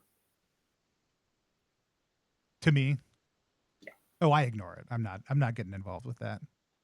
What are you, mute and fat and stupid? I'm just gonna go around. I'm gonna go around the perimeter of the church and come back towards the front. All right. You see that, like, the monkey, his muffled voice, as he's like doing that, he's like the monkey tries to follow him through the window frame, jumping from frame to frame. Are there any broken window frames? Yeah, it does not pass through those. It does. But it like disappears for a while, and then you hear it behind you as you probably like ascend a little bit and starts walking faster. Excellent. Oh yeah, I just make my way around. Yeah. Do you eat the apple on your way? Oh, absolutely not. Okay. This isn't an eating apple. This is a selling apple. I love it. All right. Yeah, the 2 others of you wanted to knock the door? Yeah, I'll knock the door. All right. Yeah, you hear like you hear the monkeys insulting on the other side of the church, but thankfully it's not towards you right now. And this is not normal. This is not like, even, I mean, obviously, but magic is not like normal. This is definitely not ordinary magic. Even if it was, you've not heard about like animated, insulting, extremely offensive monkeys in any of the text you've read, Thrilius, nor on the field of battle, Marfa. And as you're going up towards the door, you notice that one of them is like slightly slid open. Well, we might as well let ourselves inside and see if we can find the priest. You open the door as Frag and his new friend are following you from the other side. And he's like, "What are you looking for? Your brain?" You got it. No, have you seen the priest around here? You asked the monkey. Yeah. He's about to like, "Well, I got some holiness for you right here," and he's about to like lift his robe. Yeah, very funny. He does not seem very helpful, like, whatsoever. Look over at Marta. So, like, I will bet you 1 shiny gold coin if you can break that window. Oh, I mean, I've got a sling, and I'll just toss a sling stone at the window. I don't need that bet. But let's start smashing windows. Wait, are you aiming for a hole in one right now? Is that what I? Yeah. You as it's like half sentence on saying something about your the birth ritual of your beloved grandmother, the window collapses, and it's insulting, an extremely annoying voice fades out as you hear like flapping wings above that then return, and nothing happens. Okay. But the voice stops. Great. magic. Good riddance. Let's get inside, shall we? Yeah, I'll open the door up, see what we got. It's not dark enough inside for you to need any torches just yet, but as you're looking in, you see like a decorated but well, still very weathered archway leading towards what appears to be a sermon hall. There's a door at each side leading to smaller rooms, and you suspect from the tower's location that one of them probably leads to a staircase. In the middle of the entrance is what looks like a what do you call them? Like A font would be the technical term, I believe, that you're looking yeah, for. like where you put your donations, basically. Oh, A tithing dish? a tithing dish or a charity box, one of the two. Yeah, that's what, like a charity box is standing kind of on a pedestal at the center of the archway. We're going to start doing dungeon turns now, so I'm going to ask each and every one of you individually what you do for each turn. Okay. So yeah, you can state your actions for what you wish to do. Is the this turn? Is this a common god? Like, does this have the trappings of a common god for the kingdom? Yes, absolutely. Let's say it has a sun symbol for the ease of play. I mean, I will certainly drop a gold into the tithing box on my first turn. Okay. As you look into the tithing box, there are 2 stale old candy drops and 3 gold pieces already there as you drop them. What about you, Martha? What are you doing? I want to check out any like other exits. I'm looking for a way down. Not that you've seen yet. Okay. But you want to like search, like kind of like peek in through the doors on this turn? Yeah. Yeah. So as you're looking through the door on your left, it appears to lead to a like a staircase, and halfway towards the staircase, in like a very narrow corridor with one broken window that is boarded up, the one you smashed the last parts of glass from. You see what appears to be a confessional, I believe is the right term. Yep. Right. But there's like a pink, thick, almost like dried syrupy layer underneath it, caking the flagstones and marble. For On the ease, other side, for ease of orientation, I have been showing the map, but I also just dropped a link into the Discord for player. great.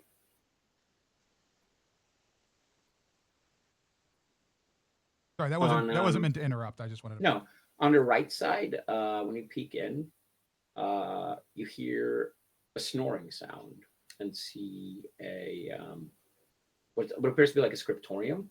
There's shelves stacked with scrolls and books, and a rather crowded study, and a coffin-sized cabinet up underneath the angled ceiling.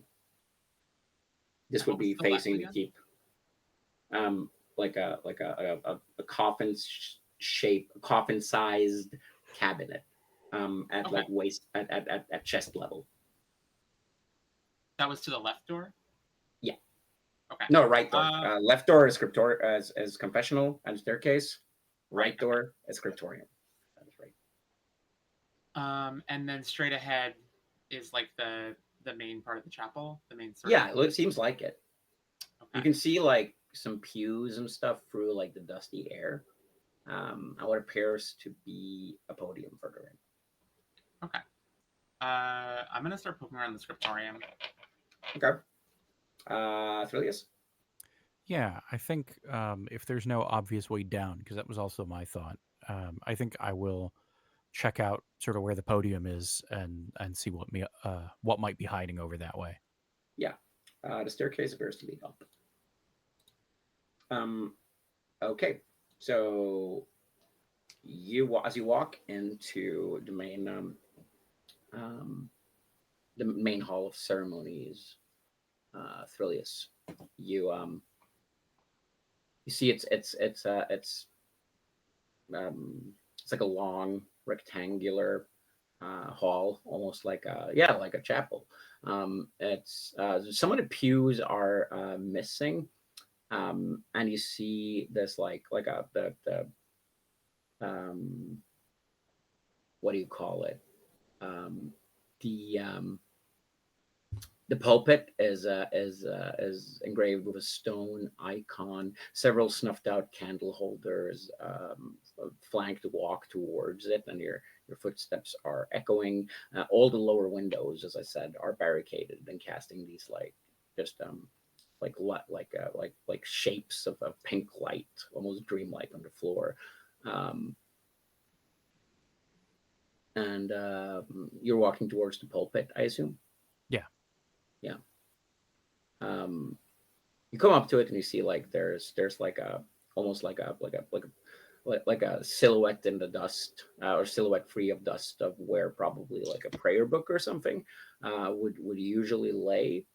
The pulpit is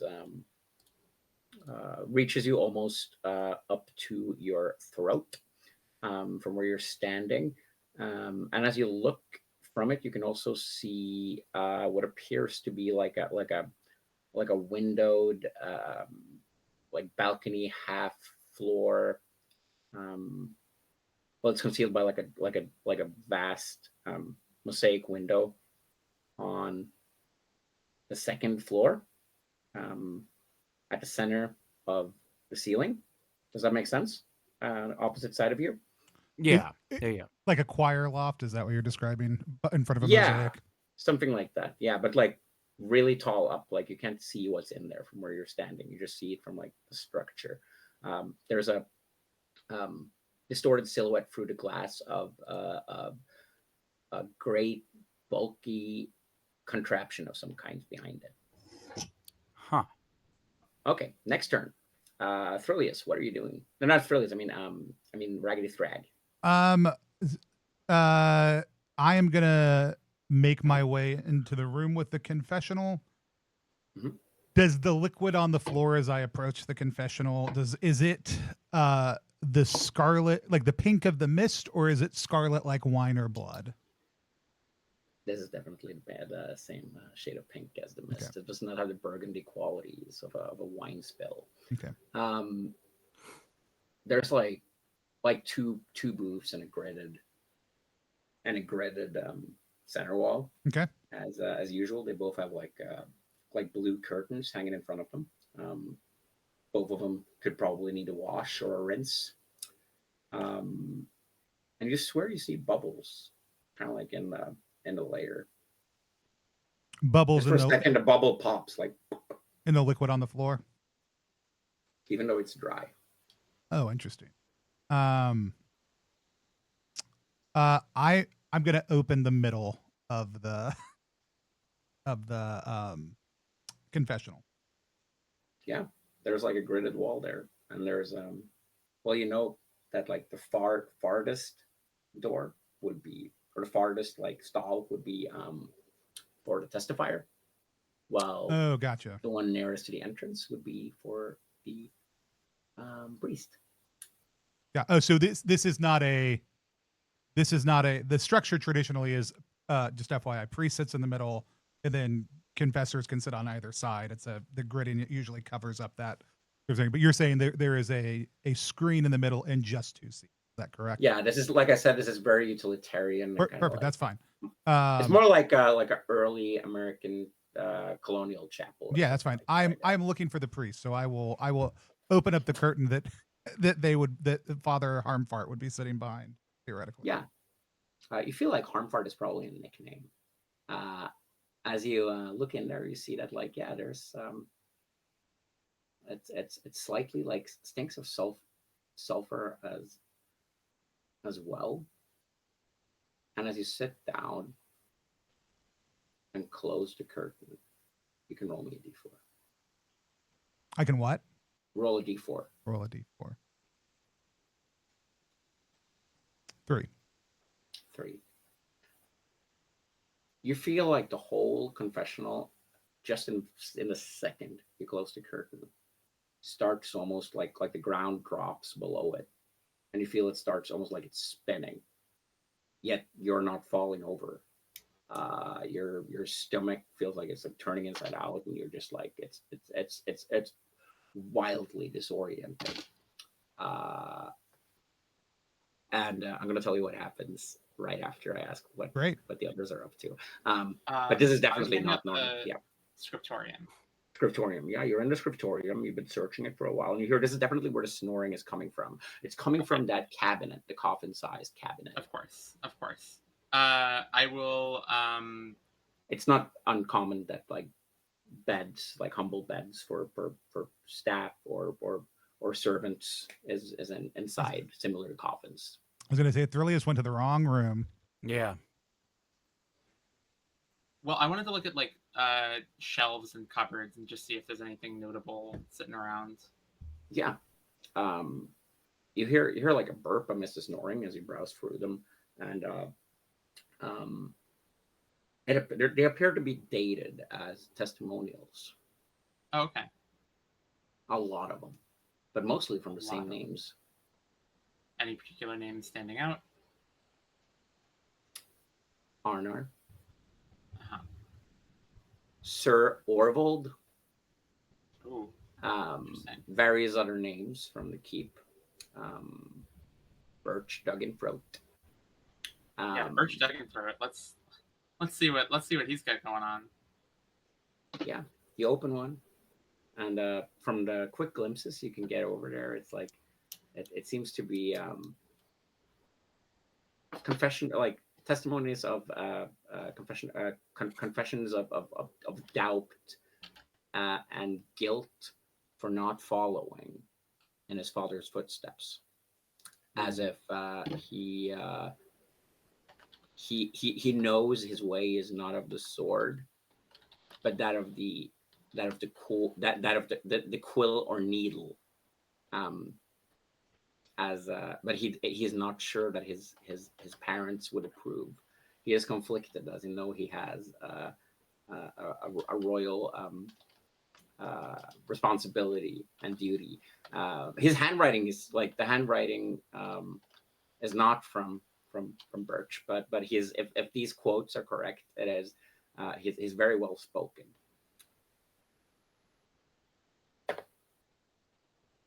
And Frillius?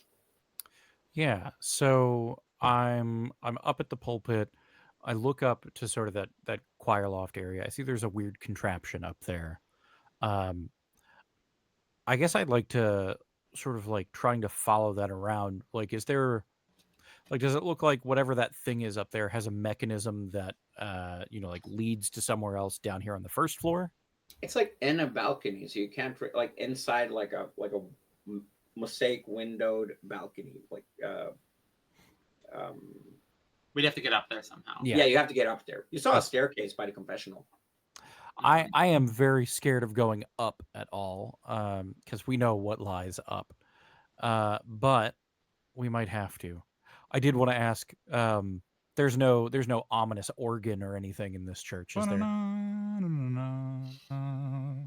That might just look like an organ up there. Oh, up there.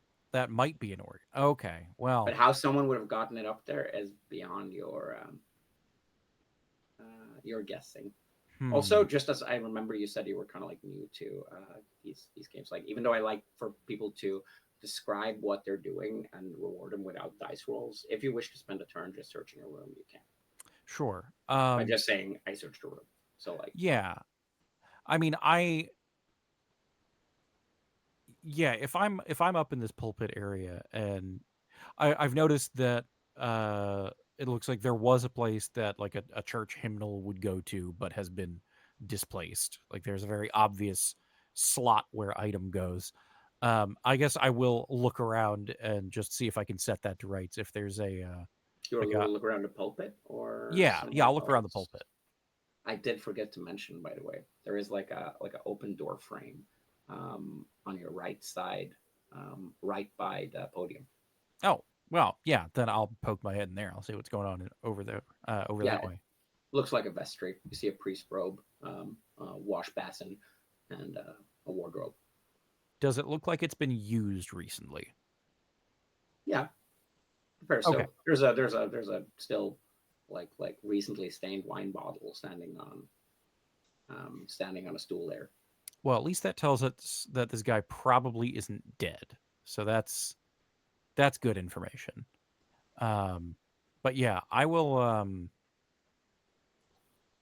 You know what? Yeah, I'll rummage through this guy's room. We can apologize later. What do we got going on in the little vestry over here? Yeah, that's more or less what you see. It's like a preparation chamber, Oh, sure. wardrobe, washing bin. There's an empty pitcher and a bottle. There's the walls are decorated with rather grim pictures of punishment and retribution. Yeah, there's a wardrobe. I'll pop open the wardrobe just in case. You see 4 friar robes and a beaked plague doctor mask. Huh. Huh. We're gonna end the turn there and go back to Raggedy Thrag. So, Thrag, like you kind of like fall down onto like the stool as balance seems to have come back to at least like your senses as you hear footsteps approaching from the outside. Hello? Father? Yeah, Father Harmfart, is that you? You sound different. No, I was asking if you were father. Yeah, no, I'm Birch. Hey, Birch, how's it going? Yeah, I'm all right. You sound sober today. Here he like opens the other side of the stall and walks past you and sits down. I'm back because you said you told me that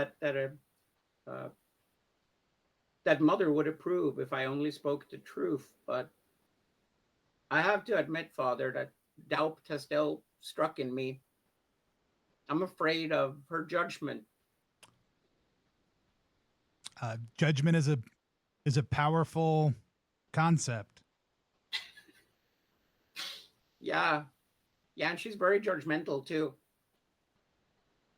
I don't think she likes embroidery very much, even though it is a fine craft, just as fine as sword wielding. They both require substantive dexterity and creativity to be. Your prose is very purple today, Father. Yeah, I've been reading Pleasant. some new books. That's very priestly. I like it. So what do you advise me to do?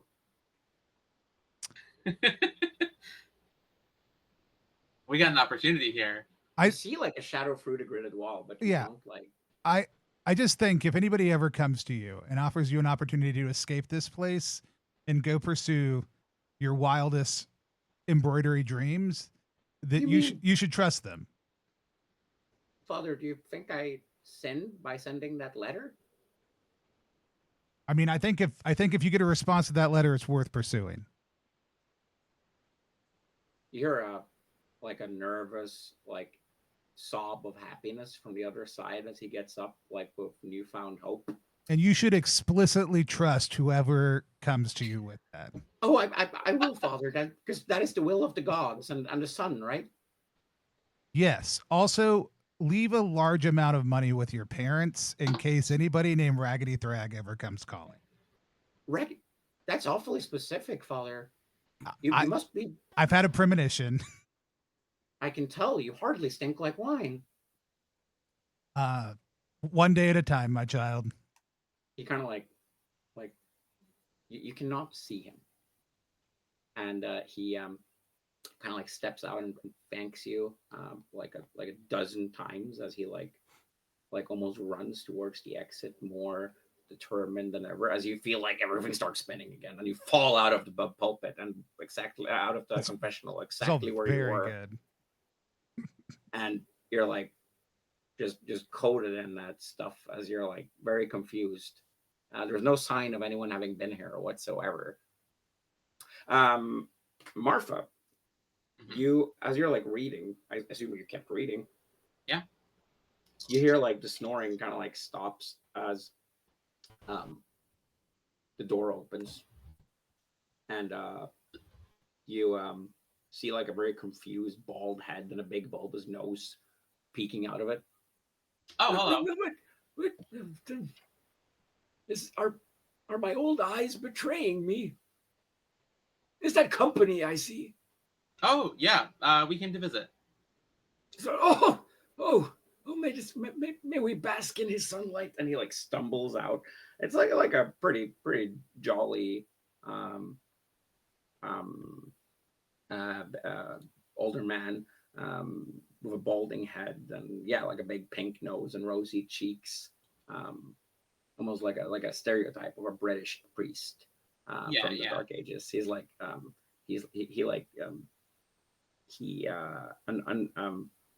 involuntarily like farts awkwardly as he comes out of it. Of course. He's like, we brought some wine if you're interested as well. Oh, you must be from the God's my child, and we are out of communion right now, so it is very in need. Did you come alone, and what about that crack and that wine? No, I came with a couple friends. They should be around here somewhere. Oh, I'm glad they finally set their priorities right. So when are we starting the morning ceremonies again? Oh, I have no idea. That's not a. I don't know. Whenever you'd like. Well, very well, but now is not the time. Now he starts almost like looking around you just for where that wine is. Or did you give it to him? No. I think one of my friends has it. Oh yeah. He's like almost like rushing you towards the door. We all have at least one bottle, and the bottle you consumed was one of the two I had. Yeah, mine's pretty empty, I think. You have visible scratches on you, right? Yes. As he's pushing you, he looks closer at you and is like, "Oh, but my child, you appear to be wounded." Oh, it's nothing. I should be fine. Oh no! You have done the Lord's work by bringing me communion for the ceremony that is soon to come, he says. And he starts praying and heals your wounds for D6 HP. Oh, sweet. Okay. Do you want to roll that or should I? I'll roll it. 6. Perfect. I'm back to full. He can do that once a day as long as you bring him wine. Nice. He informs you. Well, I think that my bottle was empty, or maybe had a couple swigs left in it when I handed it to him. Yeah, no, you promised that your friends have wine, so that is okay. more than you have no reason to not trust you. You're the first person he's seen in 4 days. I think they've wandered around elsewhere. Should we go find them? Certainly, time is of the essence, and well, laziness is a sin. And mind if I ask, who's in that coffin over there? No, the coffin was where he slept. Oh, he came out of like that. it's a coffin-sized cabinet on the wall. It's like just like a servant bed, more or less. So he came out of there. Yeah, got it. I thought he came in through the door. Right. Well, let's. I'll walk with him into the main room again and see if I can't find my compatriots. Yeah. Thrilius, you're before they arrive. What are you doing? Yeah. Well, I've checked out the vestry. I've checked out the sort of podium area. I guess I'll take a one last once over the pews just to see if anything's hiding sort of in this general area. What's your 1 and 6? So like your novice wizard nose tells you that there is something like you can almost like feel the pulses of magical corruption somewhere very nearby. But your eyes are deceiving you as the priest and Marfa enters the room, as well as right behind them, kind of like stumbling Raggedy Frag, I assume. I was just going to go up, so I do not think that I. Oh, you go up. Okay, cool. Yeah. I'm Thrag is blissfully unaware of any of the good things happening. Oh, that's cool. Yeah, the other three of you meet up and I assume exchange some wine. Yeah, at the very least, I haven't touched my bottle of wine, so I'll happily hand it over. Okay. He blesses you like you were in the grandest cathedral of the grandest city for the wine that you bring him. It seems like he brings he hasn't had a sermon in a long time, but you're pretty sure this is not His Holiness speaking, but rather his first. As he samples it generously, and gets like a wide and a satisfied smile on his face. No, I wish we could get the organ working again, so we could like bring some faith back to this place. But well, with those pipes clogged and those vile devils that are residing in the bell tower currently, I believe we'll have not much of that. They did seem pretty nasty. And where is that? Well, that much more Spartan colleague of mine that have appeared over the last couple of days. I have not heard him since I woke up. He's usually given me a few proses of his own by now. And as he says that, we'll move up to Frag. It's obviously referring to the monkey. Frag, you're coming up to what appears to be a half floor. You see a partially broken what do you call it? Like wide mosaic window with stone frames. You can see through one of the cracks, like rays of sunlight from the upper windows, which are also broken but not boarded up in the gallery itself above, and all the way to the pulpit. You see a giant organ of brass and copper, probably extremely valuable, ivory keys and everything. But it's how someone would have gotten it up here is piece by piece. Same way you would get it out. And there's like a small cupboard next to it, and a staircase that leads further up.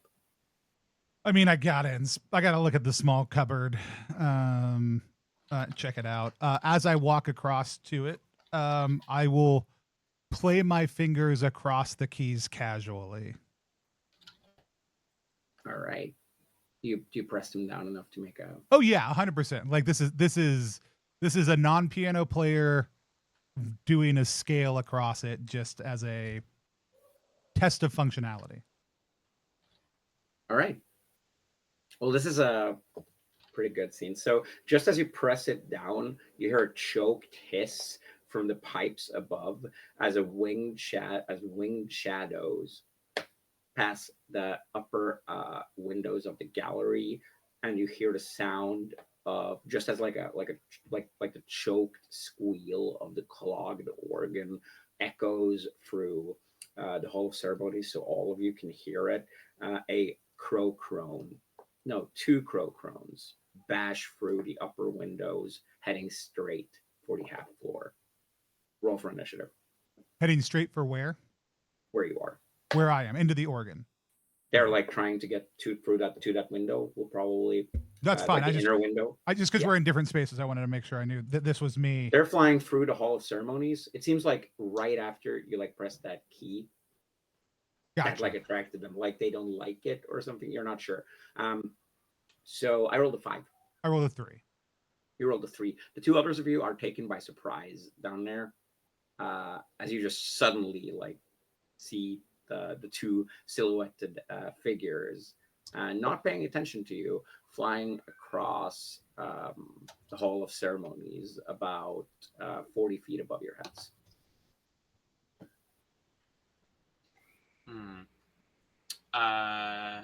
They want initiative, right? Yeah.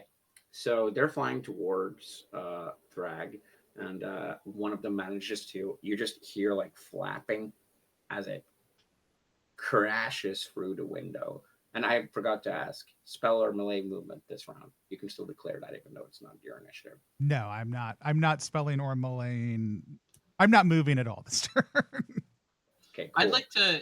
They're flying through the main chapel. Yeah, they're coming in for the upper windows. Yeah, kind of like, I'm gonna try and get a shot off on one of them with my sling. Okay, cool. So you prepare that.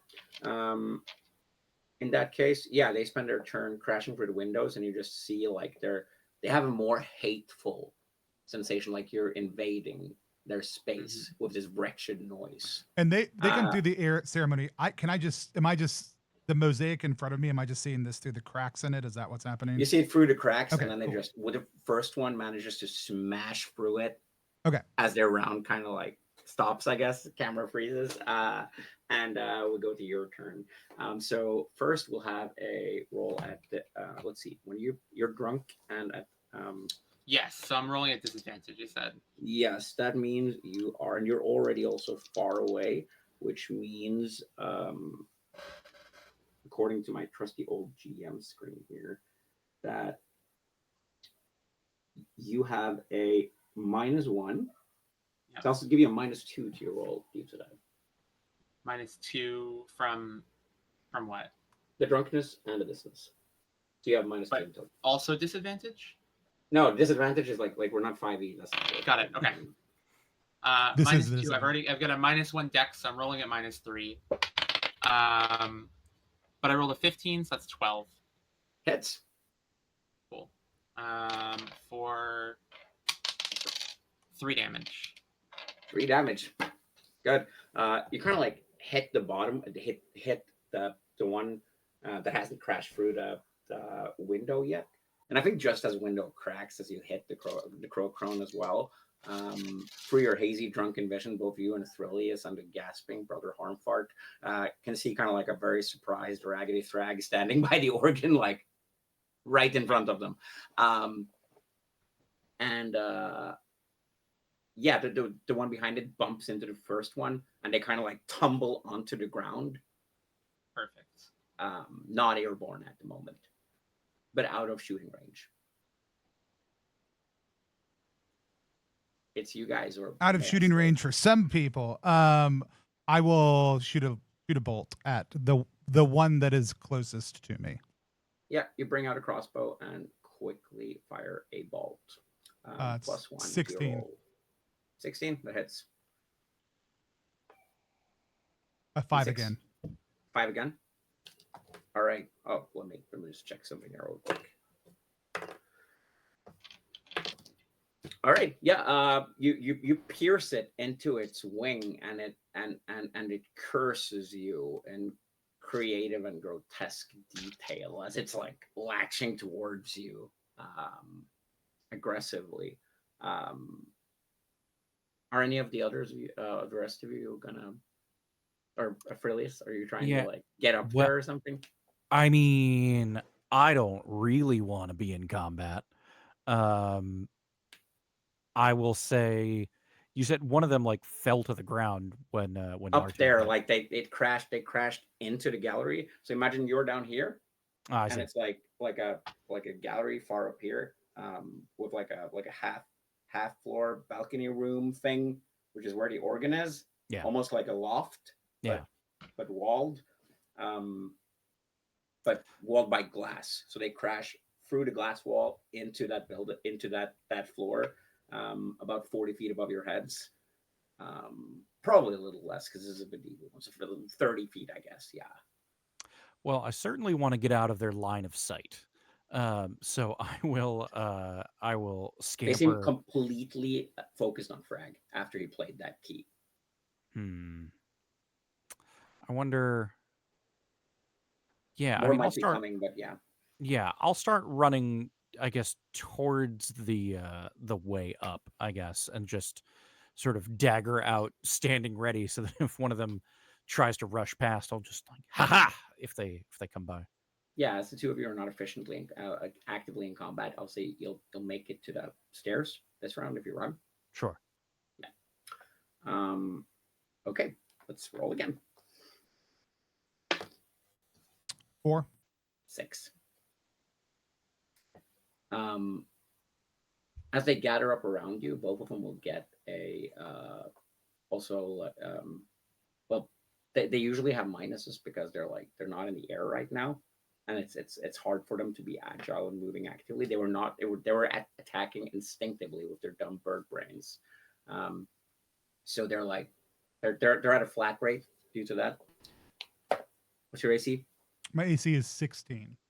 16. They both miss. Describe how you evade both of their attacks. As they're filling almost the entire room, like blocking. Yeah, I think sight with their black wings. I think the I'm kind of dashing back and forth around the organ as the size of their frames is making it hard for them to maneuver to exactly where I am. So they're kind of trying to reach around it, and I'm just kind of dodging back and forth on the other side of it. It seems like they're actively trying to get between you and the organ as well. Okay. Like they hate that thing a lot. So tempted to just press those buttons more at this point, but that is not my primary focus right now. I am going to drop. I mean, in the let go of it, but not let it get damaged on the fall method of dropping my crossbow, and pull out a dagger to stab the one that has already been damaged more than the other. All right. Yeah, you can see it pretty clearly as your bolt is still connected to it. Yeah. So yeah, pull out your dagger. Meanwhile, I'll say that well, roll your damage or roll your attack first. That is a plus. Would this be strength? Now that I switched to a dagger. Strength. Yes. Okay. So that is going to be character sheet. That is going to be a 14. 14. That's enough. Damn, you're rolling like champs today. The dagger is D4. This is a silver dagger. I don't know if that matters with these guys or not. Not really. Okay. I rolled a 4. You rolled a 4. All right. Describe how you kill the one you wounded previously. Excellent. In my mind, silver works great against these guys then. Describe how you kill it. Oh, I do. I think it is I dodge around it as one of them as the there is a moment where they both try to move to one side and they get kind of caught up on each other's feet, and I pull it out, and I think it's more that one is pushed onto the dagger. I just position it well as they kind of come in and stab them in the chest, and as they slink off the blade, I say silver, and that's it. Okay. Marfa and Thrillius, what are you doing? Is there any more of them in the room with me? Flying? There's no, not right now. They're both up there. Out of range. You know that they're nested up above those, and more of them might be coming very soon. I'll start moving towards the staircase. Yeah. So you're running after Thrillius as you come to the bottom of the staircase. Thrillius, did you keep running? You can both make it up there and make a I don't know. You can launch towards the one standing with its back towards you, I guess. But it's use your sneak attack. Come on, y'all all have that also, right? Yeah. No. I'll give Marta a thumbs up. You got this. As you're standing in front of her, looking down at her. I'll let her go past. She's pulling out sword and shield as well on the way. Yeah. As you're getting up, making it past Thrillius, let's roll the third initiative here. Or first, monster morale. Very important.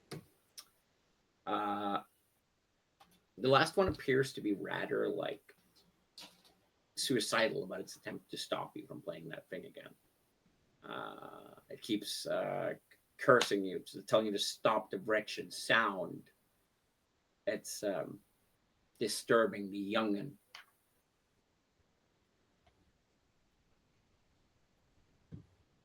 I'm as a player, I largely assumed. So, does it attack or is it? No, we're rolling for initiative. I got 5.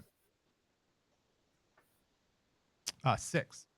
6. Ooh, You go first, nice. and I assume like no one's going to cast a spell or. I'm just range moving up movement? the staircase towards the crows. Yeah, you can like with your what's your movement rate? Oh goodness. I cannot remember. It's whatever the standard is.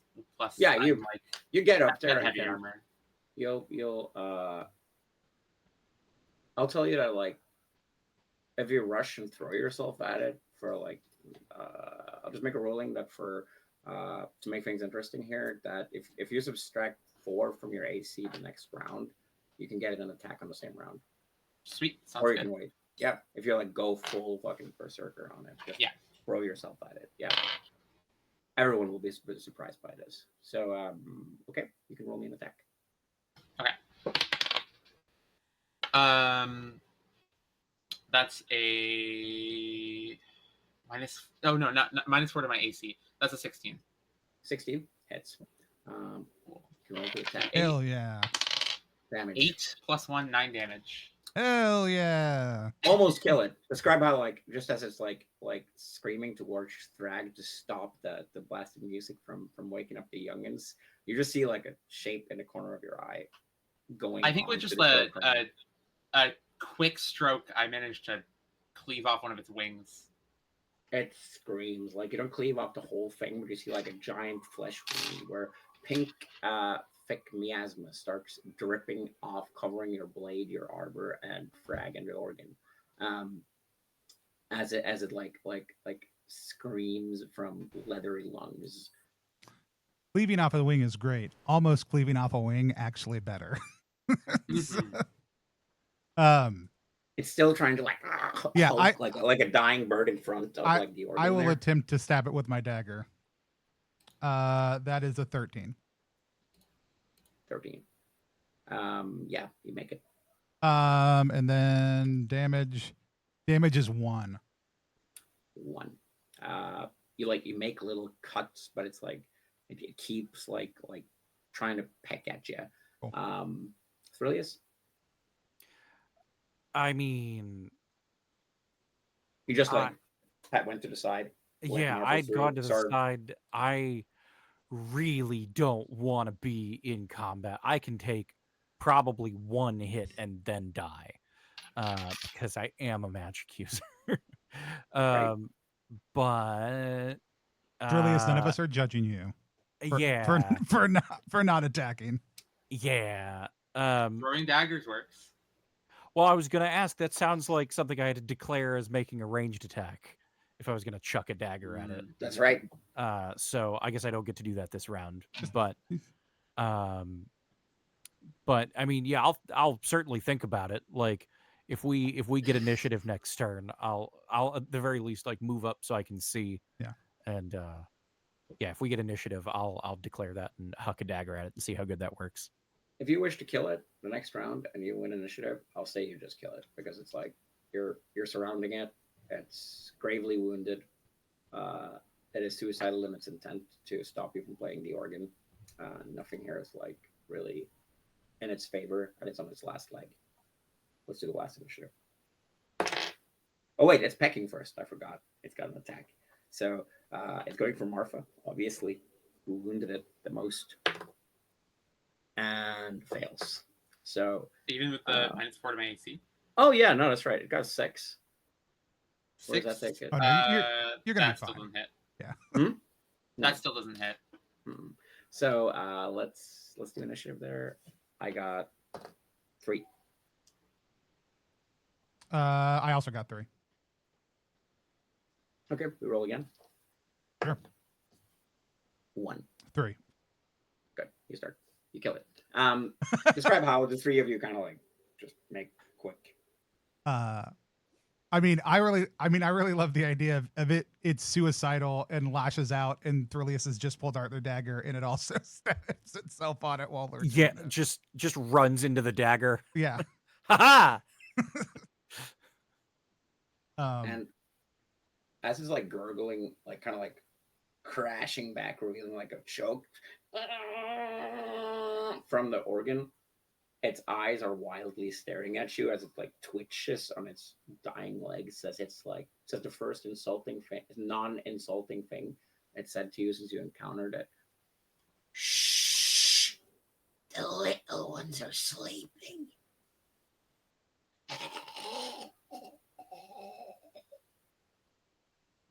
Is that? How are we doing on time right now, Tony?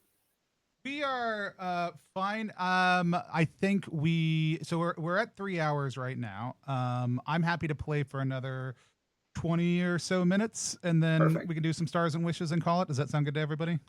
It's fine with Sounds me. excellent.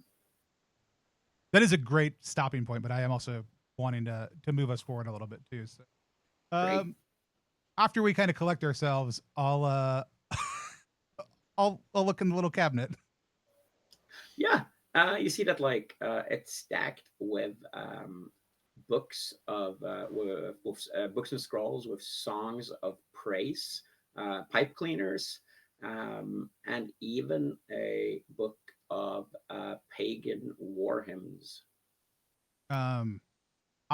The pipe cleaners, when we're talking about pipe cleaners, we are talking about pipes cleaners, not in the little bitty cleaning a pipe, but in the long running up a pipe to clean it out way, correct?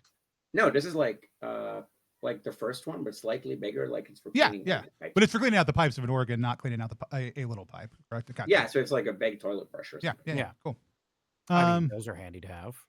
Those will be handy to have. I will point out the books of praise and the pagan war hymns to our resident book collector. The books of pagan war hymns strikes you as though not something like it can be considered perhaps heretical, but not, or perhaps like primitive, but not directly like heresy that would be like punished by any crime or something. It's just like very old fashioned and has nothing to do with kind of this religion. This is not like I'm keeping witch burning and stuff out of this one. It's not an adventure neither. So, would they be of any interest to somebody from the Pagan Isles? It would, or if trying to motivate someone from the Pagan Isles to go to the church more. Excellent. So he's just working in some of that rock and roll into his repertoire in order to get. I'm so glad you got up on that. To get the royals to come over. I love that. Excellent. I would like to, unless somebody else has something they want us to do, I would like to go up again. Mm-hmm. Yeah, I think that's fair. I will let you all lead because the farther up we go, the closer to the rest of the birds we get. Yeah. All right. I think I'll lead the way. You hear like heavy breathing and kind of like old footsteps echoing against the stone on the way up. As Brother Harmfart is like, I'd be careful about ascending further. It's you see it gets birdier up there. It gets birdier, and it's blocked by their nest. Yeah, that's kind of the hope right now. He's like, oh, you really do have a solution for everything. Are you sure you are not angels? And do you have more wine? I will give him the 4 bottles of wine we brought for him. He said if he could have the strength to bless you further today, you would bask in the light. Just tell him he's got us for the next. We've got him for the next couple of days. Yeah. If we want to go higher, we should all chug some alcohol. I think Mart is still good. Yeah. I will have another glass because it has been long enough. I'm assuming that I picture like Marvel, like almost like a drunken, like, again, I'm not going to go into stereotypes here of like any little European ancestries that have alcohol prejudice against them, but yeah, I picture you're fighting very loosely and confidently Yeah. right now. Yeah. I'm assuming the steps we're going up are wooden. Is that correct? No, Are they are stone? stone. The whole church is of marble. Hell yeah. Oh, that's Or- perfect. Hell yeah, great for my plan.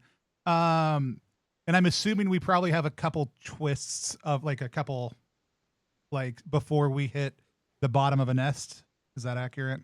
Yeah. There's Um, 2 twists. Cool. All I need, which I mean, honestly, we'll take the hymns of praise that weren't pagan, up with us. We're gonna start a fire, like a little landing down, like we're gonna go down so it's not proximal to the nest, and start a fire, and we are gonna use some twigs from the nest, whatever we can pull from the bottom without destabilizing it, the hymns, and a little bit of water from our water skin because wet stuff burns with more smoke than dry stuff does, and we're gonna start a controlled burn in the tower. When you ascend the stairs, you see there's a hatch door Okay. leading up. Oh, so we do not hit the bottom of a nest. Can we open the hatch door? It seems heavy, and as you like press against it, there's also like some black feathers on the stairs here. Obviously, you hear an alert grunting followed by a squeal and flapping of wings. Cool. Alert grunting followed by Like a small pig and a bunch of birds. No, that's fine. The small pig is what I'm after. I'm gonna assume that the hinges. Tell me how the trap door. Tell me how this hatch door opens. Up. Like you take off well, it was a padlock once, I guess, that is like now open. Yeah. No one has bothered to, but it seems like something heavy is blocking it. That's great. Heavier than you don't hear twigs on the other side, but you hear like cocking and flapping of wings, like a big chicken. Well, everyone does. Are there? But the hinges are going to be on the other side because it opens outward. No, regardless. Is it wood with bands on it, or how is the door how is it constructed? I haven't thought about that. Let's say that there's definitely wood like wood beams on the bottom side of the hatch door, like 2 of them, like kind of perhaps like 7 inches in each from their appropriate edge of the hatch, while the hinges are like on the far side. Okay. And it is made out of wood, or it's like I know there's wood. It's made out of wood. Yeah, it's made out of wood. All wood. And so there are steel bolts. Yeah. Yeah. Then I think we're gonna pry off the 2 internal bars because that should destabilize. And so I will maybe invite my stronger compatriot to help me pry those off. Thrilius reaches around in his bag and he's like, I knew this would be handy, and pulls out a crowbar. Excellent. And says, I'm not strong enough for this, but I think one of you 2 is. Yeah, I'll take that. Cool. So yeah, we're gonna destabilize the cross structures of the board. This should allow us to pull at least one of the boards, blocking it out, and see what is on the other side of it. Yeah. Do we see Crone on the other side of it? Do we need a strength roll or anything here? Or are we good? No, you don't. I wanted to kind of like not. You're gonna make it anyway, but there might be an interesting consequence if you fail. Okay. So I want whoever's leading to roll me an open doors. Open doors, right? I don't think you get plus your strength modifier. I've got a +1, so that's a 2 and 6 then. Yeah. That's a 4. All right. So you crack it up, but as you do, it's like almost like a giant, like heavy, warm body is abruptly awakened, and as you crack open one of the boards, you are pushed backwards onto the others as a giant like claw comes through the board and desperately starts fumbling around. Not like it was reaching towards you, but like you just took away It's foot support. and foot support. So it's like you're a fox under a chicken house or something. Just it's like it's stuck underneath. It's lashing around wildly, and you can give me a dex check to avoid taking a point of damage from just a fall and the clawing and everything. And I'm good. you're good. Yeah, but you all kind of like stumble halfway down the stairs as human arm sized like talon comes through. I guess talon is the right word, right? Yeah. For like chicken foot. Yeah. I don't know that anybody describes a chicken foot as being a talon, but a chicken foot is a talon. Like so. My apologies to all you native English speakers. No, that's fine. Oh my gosh, you can speak we're another. deeply You can offended. speak another language fluently. How dare you not speak ours perfectly? Yeah, I think the real question is here: do we just want to stab upward at this thing, Yeah, Martha? yeah. I'll make an attack. You also hear panicking squeals upstairs and We love grunts, it. like kind of like a very nervous pig. I am I'm gonna attack go this ahead thing and with the claws. yeah, I am gonna go ahead and compile a little bitty smoke bomby thing we can throw up through there if it becomes an open space. Would an 11 hit? An 11 would hit. I would say you only need to. It's stuck right now, so you only need to kind of. I rolled another max damage, so that's 9 damage again. Let's see. Does it get out? No, it's freaking stuck in there. Really Yeah, stuck. you. This is a sneak attack as well, so you're like it's in panic. So I'll say you'll definitely kill the beast as you stab it from below, and you hear the squeals. Almost sounds like a pig to the slaughter from the like amount of like fear and shock that is going through whatever happens up there right now, as just like this pink miasma it has instead of blood just like slushes down over your face. Love it. And from the concentration, because this is a playtest of not the full extent of sessions we'll do in a campaign, I'm going to break my own rules and say roll another save versus poison. Okay. I mean, I think that's a fun. I think getting sprayed with blood is a fun time to save versus poison. Yeah. I rolled a 6. I'm fine. This was only for Marfa, who was standing Oh, right gotcha. underneath it as she stabbed. Save versus What do you get? poison is save versus paralysis? It's save versus death. Save versus death, yeah. I got a 12 on the dot, which is my save. Because your save, not enough. You got to roll under it. Yeah, so I failed. Wait, yeah, cool. Roll me d20. Okay. Hell So for all yeah. you listeners out there, I'm glad we got to engage with these because we are now going into our first ripple effect, which are the strange mutations. Oh, awesome. I that love are mutation featured tables. Yeah. in Duginthroat Divided. I was a little bummed we were all rolled so well the first time. Let's see here. So Love a good mutation table. you got 5. Was that it? A 4. 4. Oh damn. What gear is probably on your body? Chainmail, sword, couple daggers, a sling, and a shield. Cool. Sword, dagger, sling, and shield. Can you number those from 1 to 6 real quick for me? Yeah, 1, 2, 3, 4, 5, 6. Yeah, I got it. Okay, cool. Roll me d6.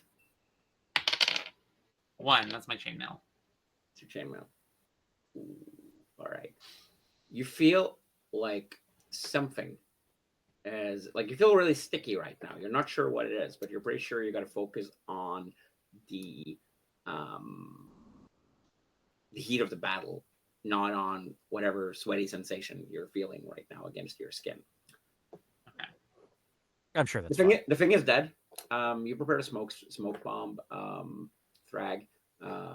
You're all safe as there's a giant body blocking the entrance that is currently pierced to it. Yeah, based on the size of this, Would it fit down the hole? Yeah.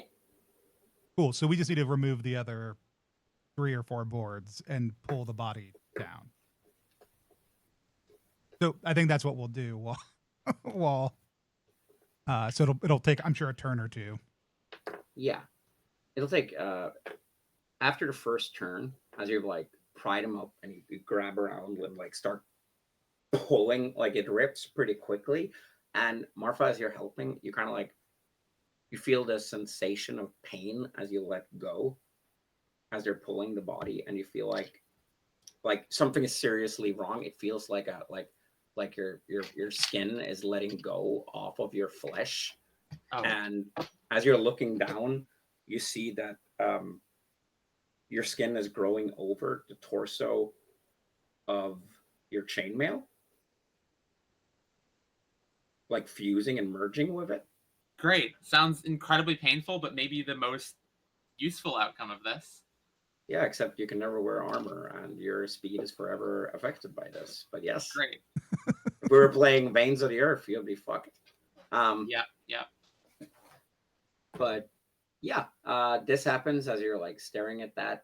Meanwhile, like the body like just slams down and kind of like bones crush as the feathers are cracking against the walls and it tumbles down. You hear cawing and see like another beak staring down at you, ready to strike. And right between the wings of the feathers, you see the eyes of a confused, scared, and dotted piglet standing between them, squealing. And that's where I think we're going to call it Love for it. session 2 We did of it. Duginthroat Divided. Excellent.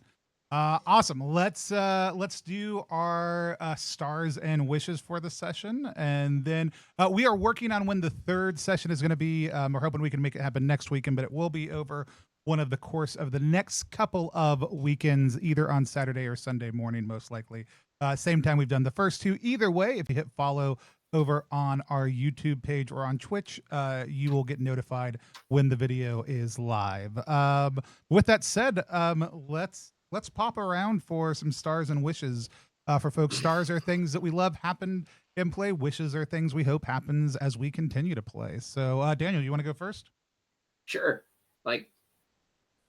Like as I wish a part of the written adventure were my favorite aspects of tonight. Wishes, stars first or wishes first? Either way, however you want to do it. Stars, yeah, okay. Cool, the stars. Basically, like the ingenuity and creativity that was at play today was my favorite aspect. The way you guys came across the crack, found loopholes, and the literal instructions and orders and rules about the fiction that was already given. The way you interacted with it, with even like the hatch store, was fantastic, and kind of like I believe it was Yukai Gal who did Cairn, who said that like the source of OSR play is interacting with the game as a physical place, and I very much felt that during the highlights of today. It was just very, very cool. And those specific answers that I wish I could prepare for in an adventure in written text, but that would just be too high of a page count. But to anyone planning to run OSR adventures, I highly recommend reading about the structure, the structure and integrity of different kinds of doors. Yeah, no, that was great. Also, using the mutation table, like the ripple tracker, the ripple effects, was really fun. I believe that's the first time anyone got merged with their armor. Oh yeah. Period. Mm-hmm. Yeah, regarding wishes, like I hope we get to explore more locations. That would be a lot of fun. There's a couple here. I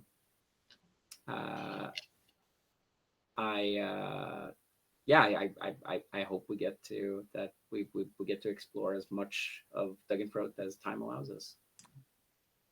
Adam, you want to go next? Yeah.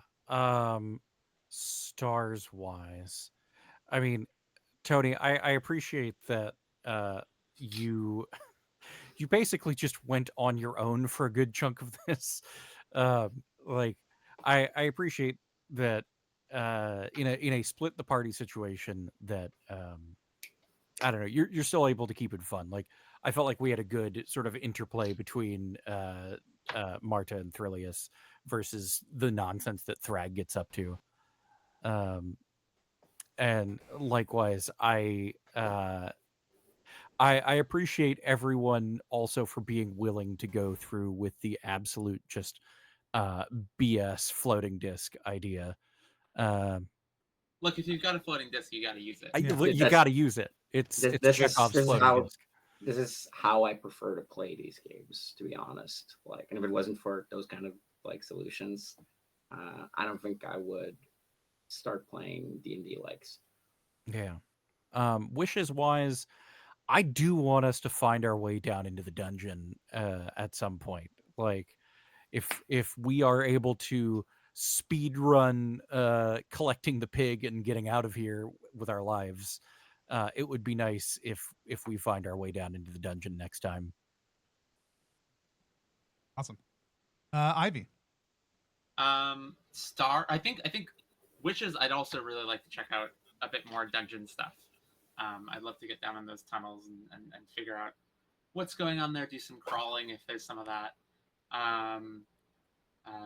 Stars, I thought that the confessional bit was the funniest part so far. Incredibly great. Having Thrag improvising, trying to talk to Birch Duginthroat and convincing him that to give us all his money, basically. And I, again, really like the Tensor's disc. Always great having a Tensor's disc. Yeah, absolutely. I'm gonna piggyback and build on Adam your statement about like the back and forth kind of moments. I loved that. I also it is fun that I rarely ever love the person in the party who just goes off on themselves the entire time. I've done that this entire time also too. I do really love that we've been able to see different.